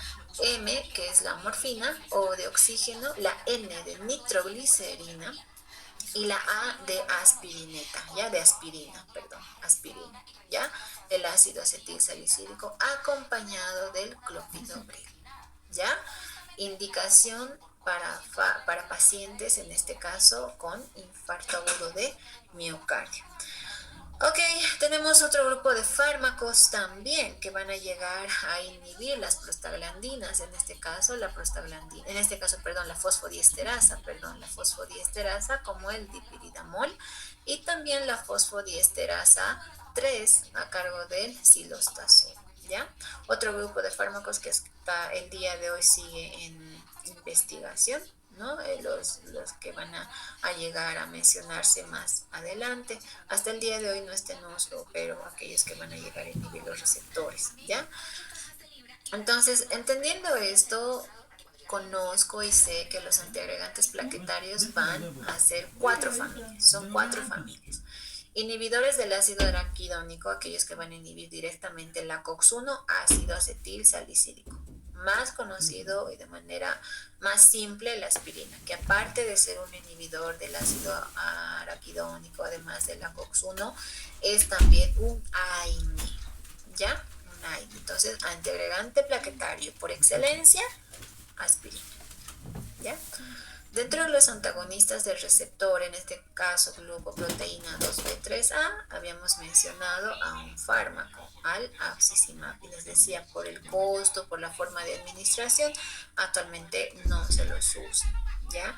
Antagonistas del receptor de la glucoproteína 2B3A de manera intravenosa. Ahora tenemos también los orales, que en este caso hasta el día de hoy tampoco no contamos con estos fármacos en nuestro medio, ¿ya? Y no han sido tampoco colocados mucho en la venta porque han visto que los efectos secundarios se asociaban mucho a náuseas y vómitos. Entonces, oral, de ser oral, sí te servía, pero de nada te sirve si te provoca vómitos, ¿no? La siguiente dosis ya no la vas a poder tomar, entonces se han retirado de comercio, ¿sí? De la parte del uso clínico. Pasamos a los antagonistas del receptor P2Y. En este caso vemos que son 2 familias, y así hace un momento su compañera mencionaba 2 grupos, ¿no? Los antagonistas irreversibles, en este caso del receptor P2Y, tenemos al clopidogrel, ¿no?, que se une de manera irreversible. También tenemos al plasugrel, ¿no?, que se unen de manera irreversible, ¿ya? Dentro de los antagonistas reversibles de este receptor tenemos al ticagrelor, al cangrelor y al elinogrel. Si nosotros vamos a hablar de cuál tenemos en el medio, tenemos ya el ticagrelor. Ya, entonces no se olviden, antiplaquetario por excelencia, como ya hemos visto por su mecanismo de acción, inhibir al ácido araquidónico, inhibir a la COX-1, es la aspirina. No se olviden de eso, ¿sí? Como segundo fármaco antiagregante por excelencia de uso oral, de vía oral, es el clopidogrel, porque es un antagonista irreversible del receptor P2G, ¿sí? Ahora, tenemos otro grupo de fármacos, como son los moduladores del monofosfato cíclico intracelular. En este caso, dos familias, ¿sí? Aquellos que van a inhibir la fosfodiesterasa 3, ¿no? Como veíamos de parte del cilostazol, y como moduladores de las ciclasas. ¿Cuáles? El óxido nítrico, la prostaciclina, el epoprostenol y el iloprost. De todos estos, muchachos, acuérdense de cilostazol, que es un inhibidor de la fosfodiesterasa 3, ¿ya? Hablando propiamente de los fármacos que se usan en la trombosis de cualquier etiología, pues vamos a ver que se clasifican de la siguiente manera. Como antiagregantes, ¿no? Veíamos como inhibidores de la COX, la aspirina. Inhibidores de la glucoproteína 2B3A, el abscisimac. Como inhibidores, en este caso, de los receptores P2G, el clopidogrel, ¿no ve? Inhibidores de la fosfodiesterasa, el dipiridamol. Como anticoagulantes, por excelencia, en este caso, anticoagulantes, estamos mencionando, no antiagregantes, sino anticoagulantes. Si hablamos de anticoagulantes, actúan frente a los factores de coagulación. Entonces, hablo netamente de la heparina. La heparina, que hace un momento por historia decíamos, teníamos la no fraccionada y la fraccionada, ¿no? Que es decir, la sódica y la enoxaparina, ¿ya? Inhibidores propios de la trombina, dabigatran y la bivalirudina. Inhibidores del factor 10 activado, ojo, no es inhibidores del factor 10 nada más, es inhibidor del factor 10 activado, por eso es anticoagulante de acción directa, porque directamente va a inhibir el factor 10 activado. Tenemos al fondaparinux, rivaroxaban y apixaban, pero estos dos decíamos que es de aplicación oral y el fondaparinux de vía subcutánea o parenteral, ¿no ve? Inhibidores de la vitamina K, obviamente como antagonistas de la vitamina K, tenemos a la warfarina, ¿ya?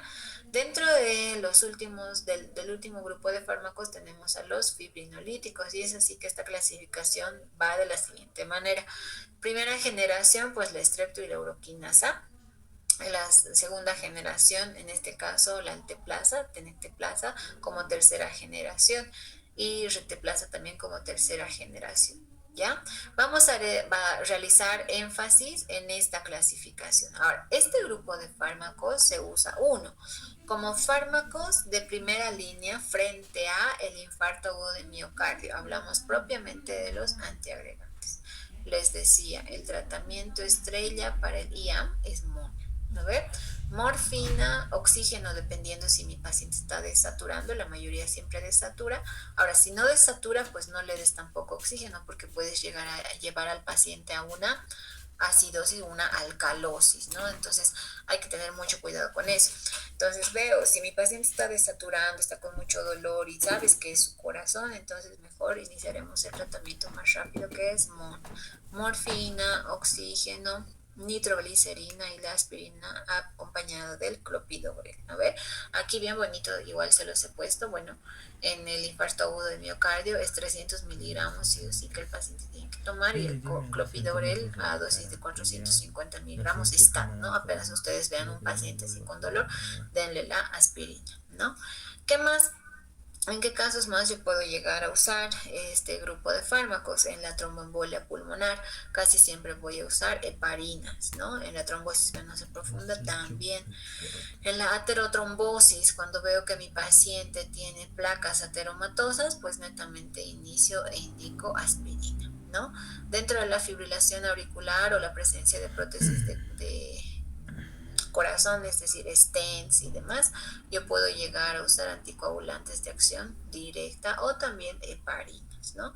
También uso este grupo de fármacos como profilaxis para que mi paciente no sufra un evento vascular y obviamente en el ABC que tiene criterios, ¿no? Para realizar la fibrinólisis de este coágulo. Ahora, quiero hacer también hincapié en que las trombosis arteriales, muchachos, no son tratadas por los hematólogos. Ya las trombosis arteriales se deben manejar en un servicio de emergencias y obviamente el manejo es por el cirujano cardiovascular. ¿Por qué? El paciente al tener obstruida una arteria, imagínense una arteria, sabemos la diferencia de la pared entre una arteria y una vena, ¿verdad? Una es más delgada, la otra es más gruesa, una se puede elongar, la otra no se elonga, una tiene un tipo de endotelio, la otra también tiene más capitas, ¿no? Entonces, haciendo el recordatorio de toda la estructura histológica de los vasos, las arterias pueden llegar a sufrir grandes presiones, ¿no? Entonces, yo entendiendo esto, veo que el cirujano vascular puede llegar a usar agentes fibrinolíticos, ¿no? Ya sean los de primera, segunda o tercera generación. Actualmente se usa para la desfibrinólisis en el caso de una trombosis arterial, digamos, cerebral, una trombosis en miembros inferiores de la arteria, digamos, femoral, se puede hacer la fibrinólisis ya con este grupo de fármacos, pero hablando a nivel arterial. A nivel venoso, sí. A nivel venoso, sí. Nosotros sí lo vemos como hematólogos propiamente dicho. Vemos los cuadros de tromboembolia pulmonar, vemos los cuadros de trombosis venosa profunda y todo lo que tiene que ver con trombosis venosa, sí lo vemos, ¿ya? Si la patología es a nivel cardíaco y estamos hablando de que mi paciente tiene FA, yo sí o sí tengo que manejar la anticoagulación con warfarina, ¿no? El cardiólogo también sabe de eso. Entonces, cardiología y hematología están en conjuntos. A veces los cardiólogos ya tienen un poco de miedo de usar los anticoagulantes, obviamente, porque no todos los médicos saben de todo, ¿no? Por algo hay especialidades. Entonces, lo más importante es saber reconocer, ¿no? La patología. Sea una trombosis arterial, la clínica es muy diferente. Obviamente, en la trombosis arterial yo tengo que evaluar el latido arterial en esa extremidad de mi paciente. Por ejemplo, ¿qué pasa si tienes una trombosis de subclavio, ¿no? Del lado derecho, digamos, o el izquierdo? Entonces ya te das cuenta que es un cuadro de emergencia porque todo ese tejido no va a tener irrigación por sangre oxigenada que lleva la arteria, ¿verdad? Entonces ese brazo se puede llegar a necrosar. Entonces yo inmediatamente tengo que llamar al vascular y decir, ok, tengo un paciente que está así, no palpo pulsos, entonces sí o sí tiene que entrar a ingresar a cirugía, a quirófano, para desfibrinolizar, ¿no? O sea, para provocar la lisis de ese coágulo, ¿no? Y destruir. Una vez que se destruye el coágulo de ese trombo arterial de cualquier lugar, tengo que tener cuidado con el resto de pequeñitos coágulos que estoy dejando, ¿no? Al usar esa maniobra, al realizar esa cirugía.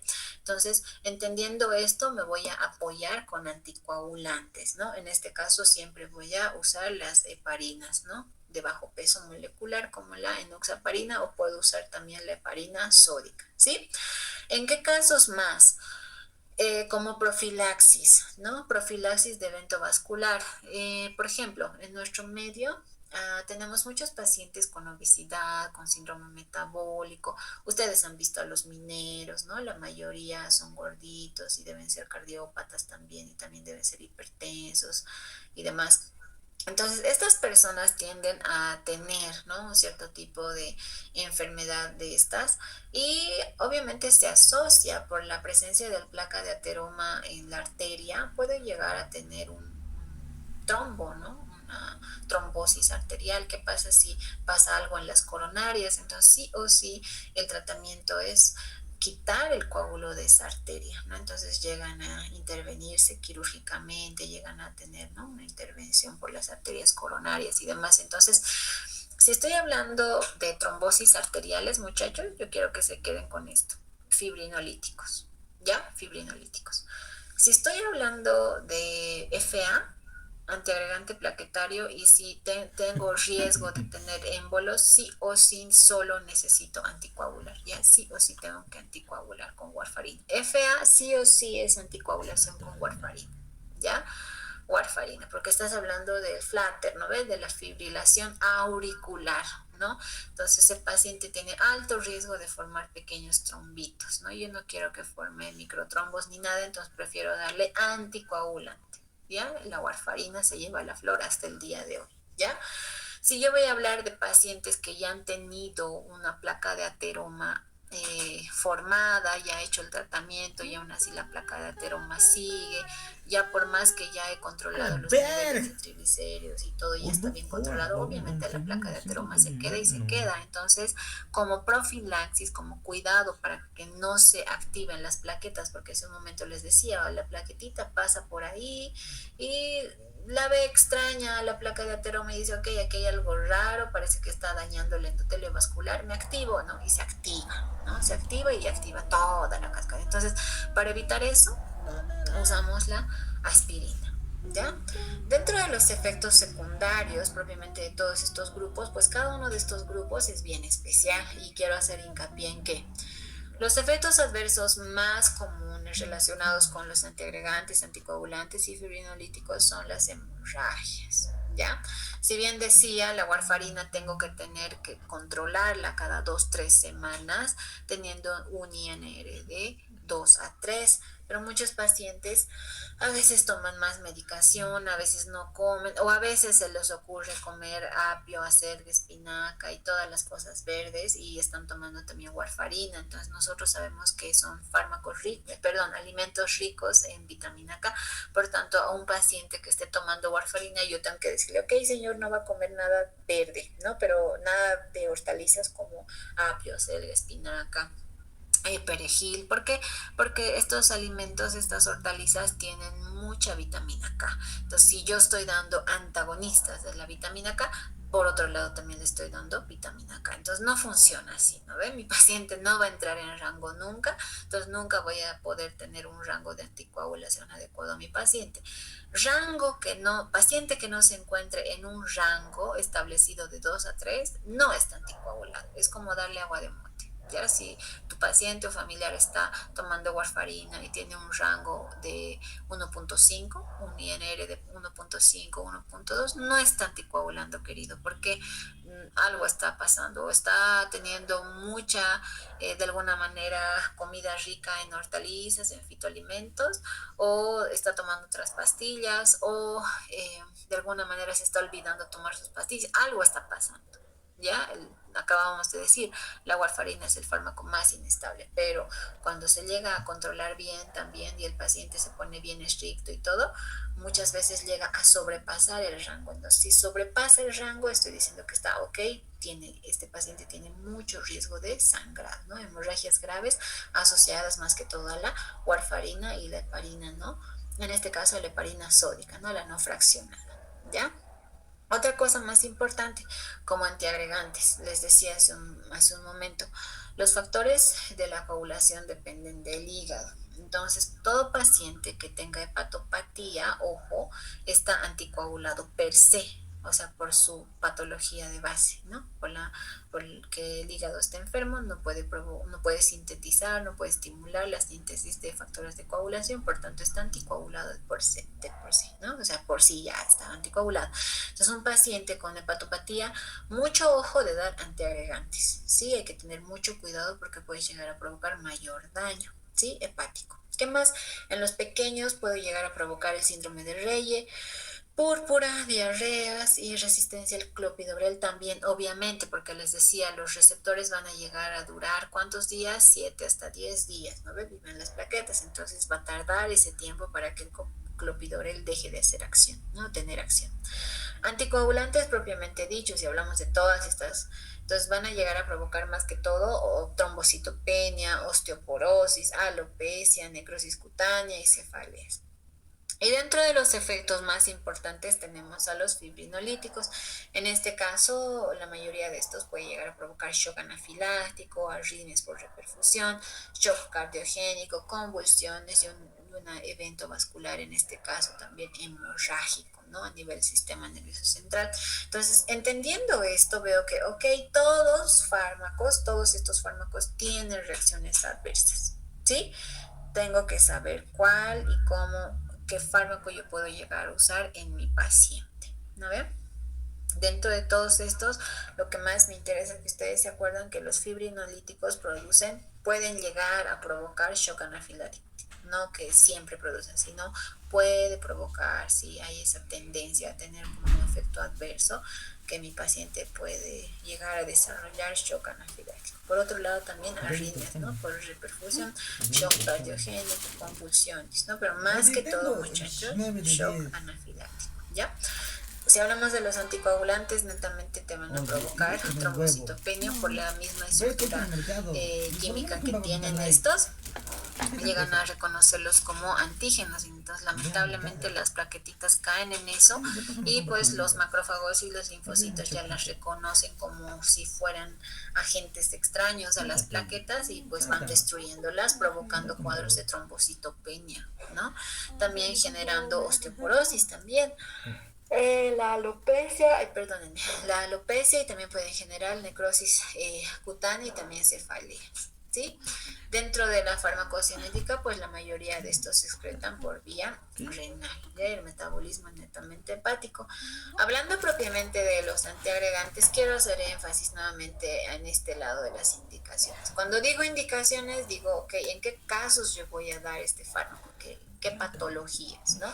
Si digo indicaciones, la dosis de la aspirina es de 100 miligramos, clopidogrel de 75, pero habíamos dicho en caso de infarto yo tengo que dar una dosis de 300 miligramos y el clopidogrel de 450 miligramos. ¿Ve? Ahora, si estoy dando a un paciente de mantenimiento, un paciente con profilaxis, puedo usar la aspirina de 100 miligramos y el clopidogrel de 75 miligramos, ¿no? Cada día, un hito cada día. Ahora, estos fármacos tienen tendencia a provocar mayor gastropatía, es decir, pacientes que tienen gastritis erosiva, mucho ojo con decirles que tomen el fármaco en ayunas.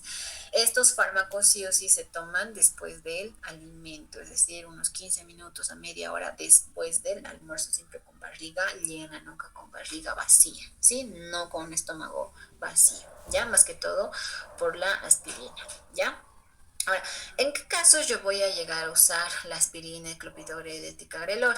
En cardiopatía isquémica, ¿no? Ya viene evidenciada, obviamente en fibrilación auricular, pero tengo yo que ver si esta fibrilación auricular, cómo está catalogada, si es de baja respuesta, alta respuesta, media respuesta. Entonces, eso ya el cardiólogo te indica. Muchas veces cuando ya les hacen su valoración, te dicen, ok, estoy mandando a usted para darle, ¿no? La anticoagulación, un control, una indicación más disciplinada, por decirlo así, ¿no? De que tome sí o sí o la warfarina como tal o netamente la aspirina con el clopidogrel como tal. ¿Ya? No puedo mezclar tres, o sea, yo no puedo usar los tres en un mismo paciente con patología ya establecida, es decir, una hepatópata, por ejemplo, que yo le dé, es que tiene trombosis venosa, entonces le daré nomás, digamos, ¿no? Heparina de bajo peso molecular, ahora se me ocurre que le daré también aspirina, ¿no? Entonces, si yo soy ignorante y no conozco de los mecanismos de acción de estos fármacos, puedo llegar a provocar eventos catastróficos como el sangrado masivo, ¿no? Entonces, pasa, muchachos, no es que crean que no pasa y lamentablemente a veces, como ustedes bien saben, dentro de la medicina no estamos jugando con cosas que no tienen familia, ¿no? La mayoría son humanos, sienten dolor, sienten la pérdida, esas son vidas humanas. Entonces, darle muchas veces anticoagulantes, ojo, hay que tener mucho cuidado con este grupo, ¿sí? Ya sea antiagregantes, anticoagulantes y también fibrinolíticos, ¿no? Entonces, más para ustedes como conocimiento propio, mucho ojo de darle aspirina a un anciano que tiene una úlcera gástrica ya establecida y que ya sabes que ha hecho HDA y demás. Obviamente yo no voy a seguir con la aspirineta, por más que mi paciente sea cardiópata, tengo que cambiar y puedo decirle, ok, usted va a tomar el ticagrelor o va a tomar el clopidogrel, pero siempre, siempre, siempre después del almuerzo, ¿no ve? ¿En qué cosas más puedo llegar a usar? Por ejemplo, el axicimab como un fármaco que se usa en intervencionismo cardíaco. Decíamos, ¿no?, que tenía el mecanismo de acción de inhibir la glucoproteína 2B3A. ¿Qué más? La aspirineta y el clopidogrel, el ticagrelor, también puedo usarlo posterior a un stent, ¿no?, a una cirugía cardíaca que donde se haya dejado, ¿no?, el dispositivo. Entonces yo puedo usar para que las plaquetas no la reconozcan como rara, sino así que no tengan que agregarse. Uso la aspirineta y el clopidogrel también, o el ticagrelor, ¿no? De la misma manera, en la fleotrombosis o la trombosis arterial, más que todo está indicado la aspirineta, pero esto siempre y cuando ya haya habido el efecto de la trombólisis, ¿no? Si ya ha habido trombólisis, ya se ha destruido el trombo, yo dejo la aspirineta, perdón, la aspirina, el clopidogrel o el ticagrelor como un antiagregante, ¿no? No estoy dejándolo como anticoagulante. No, no son anticoagulantes, muchachos. Ya les he mencionado los mecanismos de acción. Son antiagregantes plaquetarios, ¿ya? Se me puede ocurrir a mí poner en su examen, uno de los siguientes no es antiagregante plaquetario. Entonces yo le pongo ahí aspirina, clopidogrel, heparina de bajo peso molecular. Obviamente la que no es antiagregante es la heparina, ¿no ve? La heparina tiene otro mecanismo de acción, ¿ya? Entonces nuevamente vemos acá el uso de la aspirina. Les decía, en el caso del infarto agudo de miocardio, también yo puedo usar este grupo de fármacos, ¿no? En el accidente vascular también puedo llegar a usar, ¿ya? La aspirina, el clopidogrel y el ticagrelor también, ¿no? Y al igual que el resto de antiagregantes. También en qué casos, en el síndrome coronario, obviamente aquella persona que tiene un tipo de angina, igual yo puedo llegar a usar este grupo de fármacos, ¿ya? Para llegar a entender un poco de cómo y dónde puedo llegar a usar este grupo de fármacos como tal, si hablamos de los anticoagulantes, necesito recordar la vía intrínseca y la vía extrínseca, ¿no? Decíamos que la vía extrínseca tenía como propósito valorar, en este caso, el TP y el INR, que netamente se caracteriza por la activación del factor tisular, que va a dar lugar a la activación del factor 7, este va a dar lugar a la activación del factor 10, a 10 activado, y este juntamente con el cofactor 5 va a dar lugar a la activación de la protrombina y trombina, y al último, obviamente, la trombina, que va a llegar a activar el fibrinógeno en fibrina. Y la fibrina, a su vez, ¿no?, va en este caso a hacer como un feedback, ¿no?, positivo para que se vaya nuevamente a activar no solamente la trombina y la fibrina, sino que la trombina cumple una mayor acción que la fibrina. Entonces, entendiendo esto, veo y sé también que la trombina, en este caso el factor 2 activado, va a dar lugar a la activación del factor 13 en 13 activado, y este a su vez nuevamente vuelve a activar toda la cascada de la coagulación, como ser la trombina o el factor 10 activado, que va a dar lugar a mayor expresión y síntesis y activación del factor 5, del factor 10, del factor 8 y del factor 9, y nuevamente la vía intrínseca, y así sucesivamente se va activando, ¿no? Y es así como que se va activando una y otra vez consecutivamente la hemostasia secundaria. Entonces, pensando en todo esto, ¿dónde yo puedo llegar a inhibir para que no se activen estos factores de la coagulación? Es decir, no quiero que mi paciente se coagule, entonces yo necesito inhibir. Y es que ya hemos visto, si estoy hablando de la trombina, hablo de un grupo de fármacos. Si hablo de aquellos que van a actuar frente a inhibir al factor 10 activado, estoy hablando de otro grupo de fármacos, ¿verdad? Entonces, haciendo hincapié en eso, vemos los anticoagulantes, en este caso parenterales y orales, de acuerdo a la clasificación según la historia y lo que veíamos.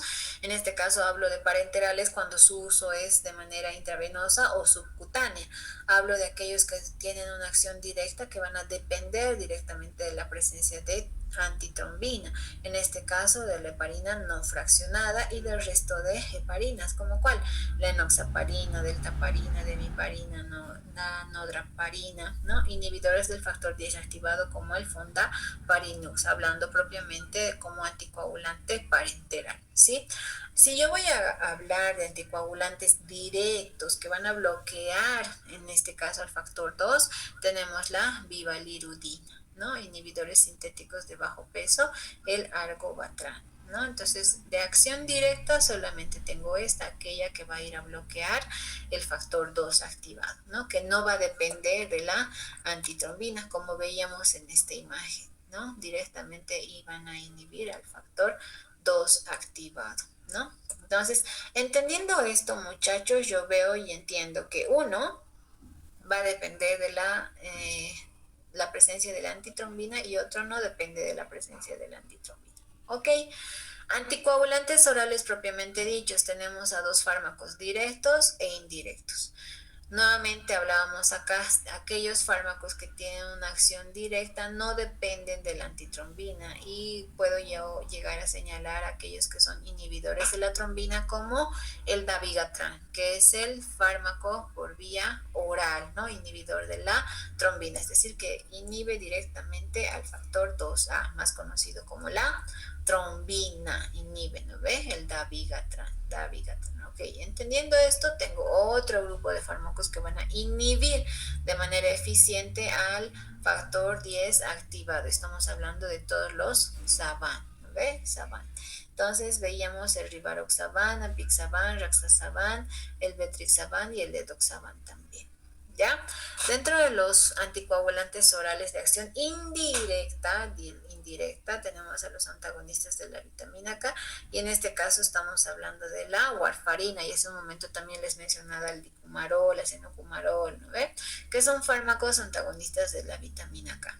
Ok, hasta aquí yo puedo y tengo que mencionar que la warfarina tiene también un antídoto y decíamos ¿cuál es? Pues la vitamina K, ¿no ve? La heparina no fraccionada, la heparina sódica, también tiene un antídoto. ¿Cuál es? ¿Cuál es, muchachos?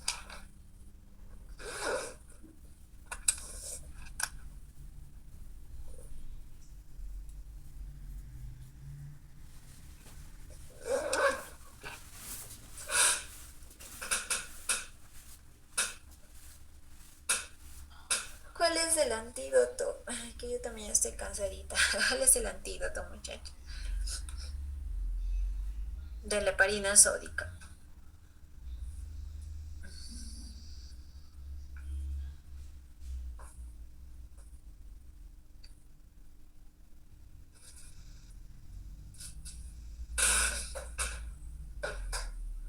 ¿Alguna dama valiente o algún joven valiente? Es el sulfato, doctora. El sulfato de protramina. Protamina, ¿ya? Tenemos el sulfato de protamina, ¿ya? Para la heparina sódica. Entonces pasamos a ver las diferencias, ¿ya? Las diferencias de la heparina sódica y de la heparina, no, en este caso la heparina de bajo peso molecular, ¿ya? Vamos, la heparina sódica 1. Habíamos dicho como en este cuadrito, dependen de la presencia de la antitrombina. Entonces vemos, uno sí o sí tiene que unirse, ¿no? Con el cofactor 2, se une la plaqueta, la administración es vía subcutánea, parenteral y obviamente sí o sí se tiene que controlar con el TTPA.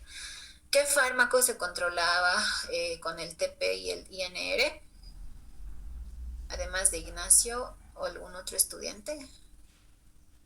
La warfarina, doctora. Warfarina, doctora. Ay, ya no se olviden, por favor, ya no se olviden en su examen. Yo puedo coloque cómo voy a controlar, o sea, cómo se controla la heparina sódica, con qué laboratorio controlo la heparina sódica, con qué laboratorio controlo la actividad de la warfarina. Entonces, teniendo yo y conociendo los laboratorios, puedo decir, ok, este paciente está usando warfarina y está en rango de anticoagulación, entonces está yendo bien con su tratamiento. Si mi rango de anticoagulación me excede, estoy diciendo que no estoy anticoagulando bien, mi paciente tiene alto riesgo de sangrado, tengo que decirle que quite la dosis. En caso de que sea fibrilación auricular, tengo que variar la dosis de la warfarina, decirle a mi paciente que no tome warfarina por 2 días y luego nuevamente iniciar en dosis pequeñas, ¿no? Mitad o 1, dependiendo cómo esté mi paciente. ¿no? Entonces, volviendo a la heparina sódica es igual, ya tengo que sí o sí monitorizar con TTP, en este caso no tengo que bajar del rango de 45, mi rango de anticoagulación sí o sí tiene que ser arriba de 45, como máximo tengo que llegar a 60, 65, ¿ya? ¿Por qué? Porque igual existe alto riesgo de sangrado si me paso.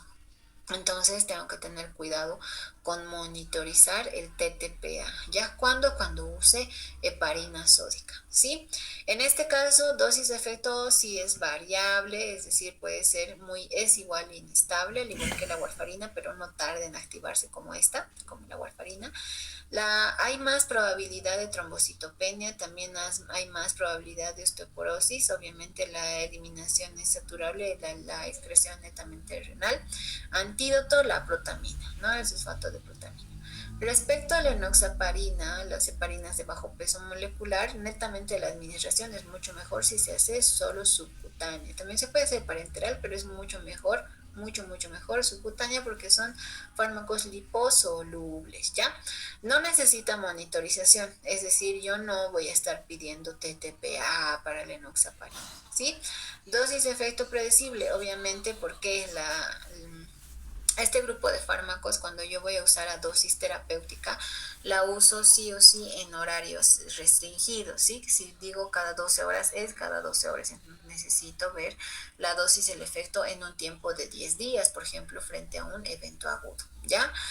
Los efectos secundarios son menor, ¿no? La probabilidad de la trombocitopenia, la osteoporosis son mucho menor respecto a la heparina sódica. Eliminación no saturable y lo malo es que no tiene antídoto, pero ¿qué es lo bueno? Que se elimina rápido, ¿no? A las 12 horas de la última administración ya se ha eliminado la enoxaparina. Por tanto, les decía, los horarios tienen que ser bien puntuales, ¿no? Si yo voy a dar 9-9, entonces que sean 9 de la mañana, 9 de la noche, 9 de la mañana, 9 de la noche, porque sé que mi paciente ya no va a tener ningún efecto anticoagulante a las 12 horas, posterior a las 12 horas de la última administración, ¿verdad? ¿En qué pacientes voy a usar este grupo de fármacos? En pacientes con trombosis venosa profunda, netamente hablando de la heparina de bajo peso molecular, ¿ya? Ya sea profilaxis o tratamiento. Les ponía el ejemplo, por ejemplo, en un caso de una paciente que haya tenido 2 eventos trombóticos en miembros inferiores, digamos, o en miembros superiores y que llegue a embarazarse, y digamos que ya se embaraza, pero ya no tiene los eventos trombóticos, sí o sí necesita estar anticoagulada de manera profiláctica durante todo su embarazo e incluso durante toda su vida, porque es una persona joven que haya tenido un evento trombótico. Entonces, el estado del embarazo, si bien es un estado fisiológico y todo lo que quieran, es un evento, es un estado procoagulante también. Es decir, el cuerpo de la madre protege al producto, ¿no? De daño, ¿no? Del endotelio. Entonces, lo que pasa en el embarazo es que hay más tendencia a generar coágulos que generar sangrados. ¿Ya? Entonces, el embarazo es un estado procoagulante. Por tanto, si tengo una persona, una paciente que ya ha tenido un evento trombótico, digamos a nivel cerebral y otro a nivel de miembro inferior, entonces en el embarazo, ya a pesar de que ya no tenga los coágulos, yo tengo que dar de profilaxis, ¿no? La heparina de bajo peso molecular. Y les vuelvo a recalcar, muchachos, la dosis es muy diferente, la de ataque y la de mantenimiento y la dosis de profilaxis. Ya no es la misma dosis, no es el mismo fármaco, ¿sí?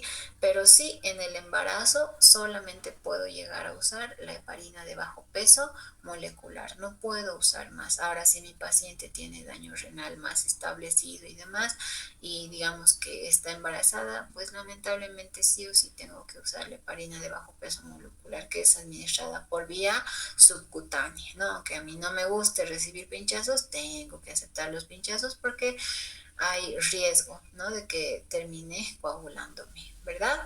Entonces, sí o sí, necesito entender la clínica de la trombosis venosa profunda. Puedo dar en tratamiento con heparinas de bajo peso molecular o también como profilaxis, ¿ya? Tratamiento para la tromboembolia pulmonar, sí, son fármacos elegidos de primera línea. Intervencionismo cardíaco también, a todos. Todos, absolutamente todos los anticoagulantes se pueden usar, obviamente no al mismo tiempo, sino quiero que entiendan que se pueden usar todos después del intervencionismo cardíaco, ¿no? ¿En qué cosas más? En evento vascular cerebral, ¿no? También en el tromboembolismo arterial periférico, obviamente cuando ya he realizado la trombólisis de ese paciente para eliminar el resto de coagulitos que ha quedado por ahí, yo puedo usar la heparina de bajo peso molecular, ¿ya? En la coagulación intravascular diseminada, si bien no sabemos que esta patología se presenta como consecuencia, ¿no?, de la disregulación de los factores. Entonces estamos diciendo que hay un evento que está causando la disregulación de los factores de coagulación. Muchas veces hay algunos SIDS, hay algunos pacientes con SID que pueden llegar a tener tendencia al sangrado y otros pacientes que tienen tendencia a hacer coágulos. Esta patología pues netamente tiene que ser tratada en una sala de terapia intensiva y obviamente tiene que hablarse con la familia, ¿no? Decirle, ok, su familiar está con SID, SID es una patología doble que tiene al mismo tiempo la tendencia de hacer coágulos, pero al mismo tiempo tiene la tendencia de sangrar. Entonces, viendo el estado general de su familiar, su paciente, yo puedo hacer la modificación o no, o el uso de las heparinas, ¿ya? ¿En qué casos más? En la prótesis cardíaca, como el anterior grupo habíamos visto, dependiendo si es, qué pasa si es un paciente con fibrilación auricular y necesita un recambio valvular porque tiene una estenosis aórtica y mitral. Entonces necesito cambiar esas válvulas, sean por válvulas mecánicas o válvulas biológicas. Entonces necesito saber qué fármaco yo le voy a dar a mi paciente más adecuado para él si no tiene tendencia, en este caso, no ha tenido nunca un evento trombótico secundario a la FA, pues mantendré la aspirina y el otro antiagregante, ¿no? El clopidogrel. Ahora, si mi paciente ya tiene un evento trombótico y la FA es de alta respuesta, o sea que puede hacer muy rápidamente la formación de trombos, perdón, necesito darle heparinas, ¿no? Y si realmente tiene mucha tendencia a hacer coágulos, que he visto pacientes que tienen coágulos en todo lado, uno, por ejemplo, que lo más feo que he visto es que un paciente que estaba en diálisis ya tenía trombosis en miembro inferior izquierdo. Luego le ha dado la trombosis en el miembro inferior derecho. Luego le ha dado la trombosis en el brazo izquierdo. Luego le ha dado el evento cerebral, ¿no? De la trombosis cerebral. Entonces, este paciente ya estaba con daño renal establecido también porque era hipertenso, era obeso. Entonces, ha ido haciendo evento trombótico en todo lugar. Obviamente es un paciente que necesita anticoagulación per se, pero imagínense que no todos los anticoagulantes se pueden usar a la misma dosis cuando un paciente ya tiene daño renal establecido y mucho más si está en un estadio G5. ¿Ya? Entonces, el único fármaco que yo puedo llegar a usar a dosis bajas en un paciente de esta manera, de esta condición, pues es la warfarina o bien el apixaban. Y eso a riesgo-beneficio. Si mi paciente tiene mucha tendencia de sangrado por la warfarina, sí o sí necesito cambiar a la heparina sódica por más que no quiera. Y por más que no quiera pinchar al paciente, sí o sí tengo que pedir los controles de TTPA, ¿no ve? Porque con eso estoy controlando la actividad de la heparina sódica, ¿no ve? Entonces, veo todo esto y digo, ok, puedo usar en pacientes con prótesis de cadera, puedo usar en pacientes con diálisis, sí, tengo que usar en pacientes con síndrome coronario también, ¿no ve? Y aquí nuevamente les dice, cualquier paciente que haya sido sometido a angioplastía puede usar la heparina no fraccionada, en caso de fibrinolíticos puede usar la heparina de bajo peso molecular. Esto depende mucho de la condición clínica que tu paciente tenga después de haber hecho los procedimientos quirúrgicos, ¿no? Y nuevamente vemos que las heparinas en este caso también pueden llegar a usarse. ¿Cuándo? En este caso, acompañados, ¿no? Acompañados siempre, ojo, de una buena revisión clínica, monitorización del paciente, oxígeno, la vía venosa y demás. Si veo que mi paciente tiene un infarto, pues lo que hemos dicho, que es MONA, ¿no ven? Vuelvo a repetir, morfina, oxígeno, nitroglicerina y la aspirina, ¿no? Acompañada del clopidogrel.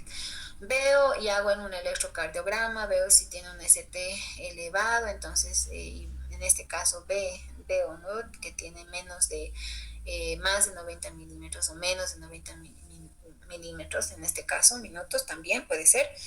Catéter, uso de catéter, la cateterización, ¿no? O el uso de fibrinolíticos también. En el caso del ST no elevado, puedo usar en este caso la heparina o puedo usar los inhibidores de la en este caso glucoproteína 2B3A, acompañando en este caso a los bloqueantes, ¿no? Los inhibidores de la hidroximetilglutarilcoenzima A o algún antihipertensivo, porque les decía, la mayoría de nuestros pacientes cardíacos casi siempre tienen hipertensión arterial, ¿no? Ya vamos a acabar, muchachos, yo sé que están cansados, yo también. Dentro de esto ya hemos hablado de los anticoagulantes parenterales, ahora nos toca hablar de los anticoagulantes orales, y estos también se volvían a dividir, ¿se acuerdan? Aquellos que son antagonistas de la vitamina K, que he hablado demasiado y no voy a volver a hablar, pero sí necesito decir del antídoto, que es la vitamina K, es uno de los anticoagulantes orales más antiguos que tenemos, que hasta el día de hoy se usa como primera línea para el tratamiento de la fibrilación auricular, ¿no ven?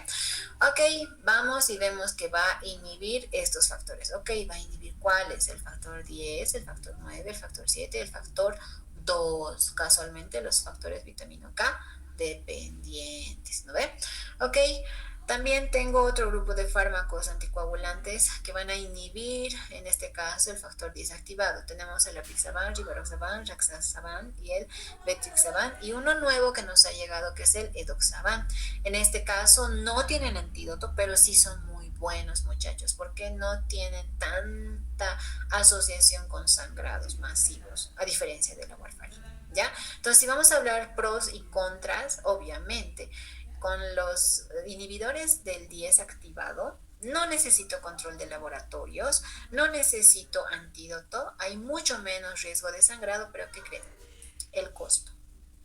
Cada pastilla de rivaroxaban para el mantenimiento actualmente es 22, 25 bolivianos. Si hablamos que vamos a usar el apixaban es 22 a 25 bolivianos. Si estamos hablando de un hospital público, una persona que tiene escasos recursos, casi siempre es bien difícil que logren mantener el tratamiento con estos, ¿sí? En cambio, la warfarina podemos encontrarla desde los 2 bolivianos. ¿Qué es lo malo? Pues todo lo que hemos dicho. La monitorización del INR del TP tiene que ser cada 2, 3 semanas. Se tarda en activar y tengo que ver la actividad, en este caso 2, 3 días, ¿no? Para ver la modificación de la dosis de la warfarina, ¿no?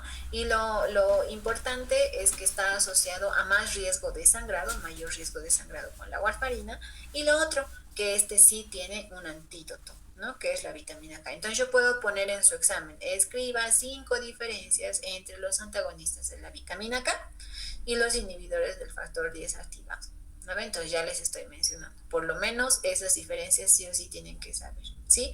Uno, el mecanismo de acción, ¿no ves? Uno es antagonista de estos factores de coagulación, de los ya mencionados, y el otro solamente inhibe el factor 10 activado. Otra diferencia, uno necesita monitorización mediante el INR, el otro no, ¿no? Uno tiene más tendencia a sangrado y el otro no. El otro tiene antídoto, ¿no? La vitamina K, y el otro no tiene antídoto, ¿no? Entonces ambos obviamente son vía oral. Y otra diferencia más, uno tarda en tener un efecto, en mostrar un efecto hasta 2 días, ¿no? Y el otro actúa directamente. Otra cosa, tarda en eliminarse la warfarina hasta 2, 3 días. Entonces necesito modificar y decirle, ok, si mi paciente va a ser sometido a una colecistectomía y tiene FA, entonces tengo que suspender la anticoagulación 3 días. Le digo, caballero, usted no va a tomar esto, se le va a dar la enoxaparina. Lo que hacemos es eso, dejarle la enoxaparina cada 12 horas porque por la FA puede llegar a formar un trombo, ¿verdad?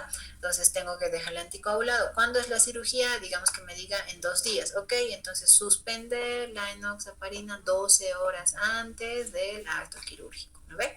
Porque sé que tarda en eliminarse 12 horas y listo, ya no va a tener más acción, ¿no? En cambio, la warfarina sí o sí necesito cortarla 3 días antes porque tarda también en eliminarse. Ahora, dependiendo, como les decía, de lo que mi paciente tenga, ¿no? O sea, hay fármacos que pueden estimular la eliminación, hay otros que retardan el metabolismo, entonces hay que ver todas esas situaciones para ver qué voy a hacer con mi paciente, pero por lo general tarda en eliminarse, tarda en tener un mecanismo, es decir, una acción, ¿no? La warfarina warfarina. En cambio, la apixaban igual es 12 horas, ¿ya? De 10 a 12 horas. O sea, la última pastilla que he tomado ha sido al mediodía.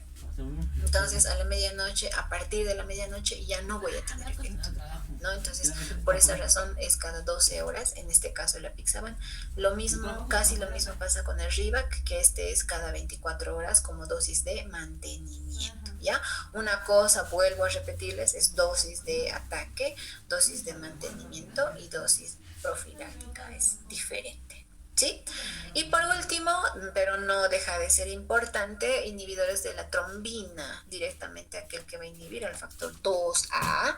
En este caso tengo al dabigatran, ¿sí? Dabigatran. Entonces, ok, dentro de los anticoagulantes solo les tengo a los antagonistas de la vitamina K, a aquellos que van a inhibir el factor 2 activado como el dabigatran, y siempre acuérdense, trom de tram, ¿ya? De trombina y dabigatran, ¿ya? Dabigatran. Y los anti-10A, 10-10 de XX, ¿no ve? Apixaban, rivaroxaban, ¿no? Raxaban, rasaxaban, perdón, y betixaban, ¿ya? Y el último que es edoxaban, ¿ya? ¿En qué casos voy a usar? La misma indicación, ¿sí?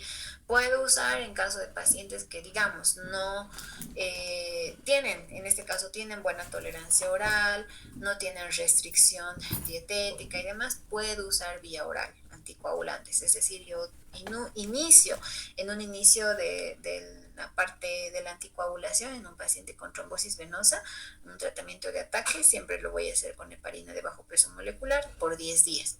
Luego de los 10 días, puedo continuarle con vía oral, ¿no? Es decir, toma la enoxaparina, en este caso se le inyecta la enoxaparina, digamos, a las 7 de la noche y mañana en la mañanita ya puede empezar a tomar el apixaban a las 7 de la mañana. El apixaban es cada 12 horas y el rivaroxaban es cada 24 horas, ¿ya? Entonces puedo usar. Ahora, muy diferente con la warfarina, ¿no? Ya les he explicado bastante. ¿En qué casos más? En la tromboembolia, en la ACV, en la FA, en pacientes que han sido sometidos a prótesis cardíaca, ¿no? Recambio valvular, en pacientes con tromboembolismo arterial periférico. Entonces, como ustedes pueden ver, si bien este grupo de fármacos lo puedo usar también en patologías cardíacas. Hasta el día de hoy nosotros seguimos usando la warfarina, seguimos usando y también usamos apixaban, rivaroxaban, edoxaban, seguimos en el uso de las heparinas, pero hay que saber cómo, hay que saber en qué pacientes usar o no y en qué pacientes no.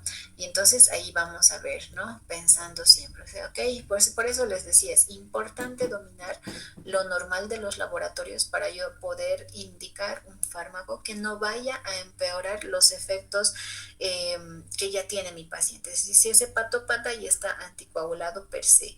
Si es nefrópata ya estoy entendiendo que no voy a poder dar dosis plena, por ejemplo, del apixaban o del rivaroxaban, ¿no ves? No voy a poder dar, tengo que dar a dosis renal. Entonces estoy hablando que tengo que darle warfarina, pero también sé que mi paciente, digamos, tiene, aparte de ser nefrópata, es hepatópata, digamos. Entonces, no, entonces me condeno, o sea, no es que lo condene, sino que yo necesito hacer controles del TTPA porque le voy a dar heparina sódica. Lamentablemente es así. En este último paciente que les he comentado, que he visto lo más feo, ¿no? Que este paciente tenía sepsis por E. coli multiresistente, estaba haciendo diálisis ya hace 5 años, nos mandan la interconsulta y resulta que ya había hecho varios eventos trombóticos desde hace 2 años, ¿no? ¿Producto de qué? Uno de las infecciones consecutivas que adquiría en diálisis. Hay personas que una y otra vez se infectan, ¿no? Por el catéter de diálisis. Lamentablemente hay algunas personas que no llegan a tener su fístula para dializar, entonces estas personas llegan a tener complicaciones por infección y básicamente pues, el paciente falleció por la sepsis, ¿no? Porque ella era multiresistente, le han dado de todo el linezolid, que es lo más top que tenemos en todo lugar. Hasta el día de hoy no se ha llegado a tener otro tipo de antibiótico que vaya a actuar frente a las bacterias multiresistentes, ¿no? Entonces, eso, muchachos, hay que tener mucho cuidado con la anticoagulación también, porque ustedes pueden ver a este paciente, yo ya no le podía dar más Rivac, ya no le podía dar más ni Apixa, porque estaba en un estadio tan mal, o sea, ya ni podía eliminar líquidos, lo metieron a diálisis, ya ni perdía líquidos, retenía volumen, teniendo una albúmina normal, o sea, totalmente complicado por la sepsis, ¿no? Y tanta resistencia que ha hecho a fármacos, me refiero al uso de antibióticos, no ha podido salir, entonces ha llegado a fallecer, ¿no? Entonces, eso sería respecto al tema de farmacología en patologías de trombosis. Como ustedes pueden ver, es amplio el manejo de este grupo de fármacos y pues tenemos que llegar a memorizar y entender cómo es que llega a actuar cada uno de estos fármacos, ¿sí? Voy a llamar lista, no sé si tienen alguna pregunta o alguna duda para ya poder llamar lista, ¿ya? ¿Tú quieres? No chingues, ve a cocinar. Ya ni me dejan las noches. ¿No? Ya ni me dejan las noches. En tus días. Te dejan. Es como antes de estar tampoco. Será diferente.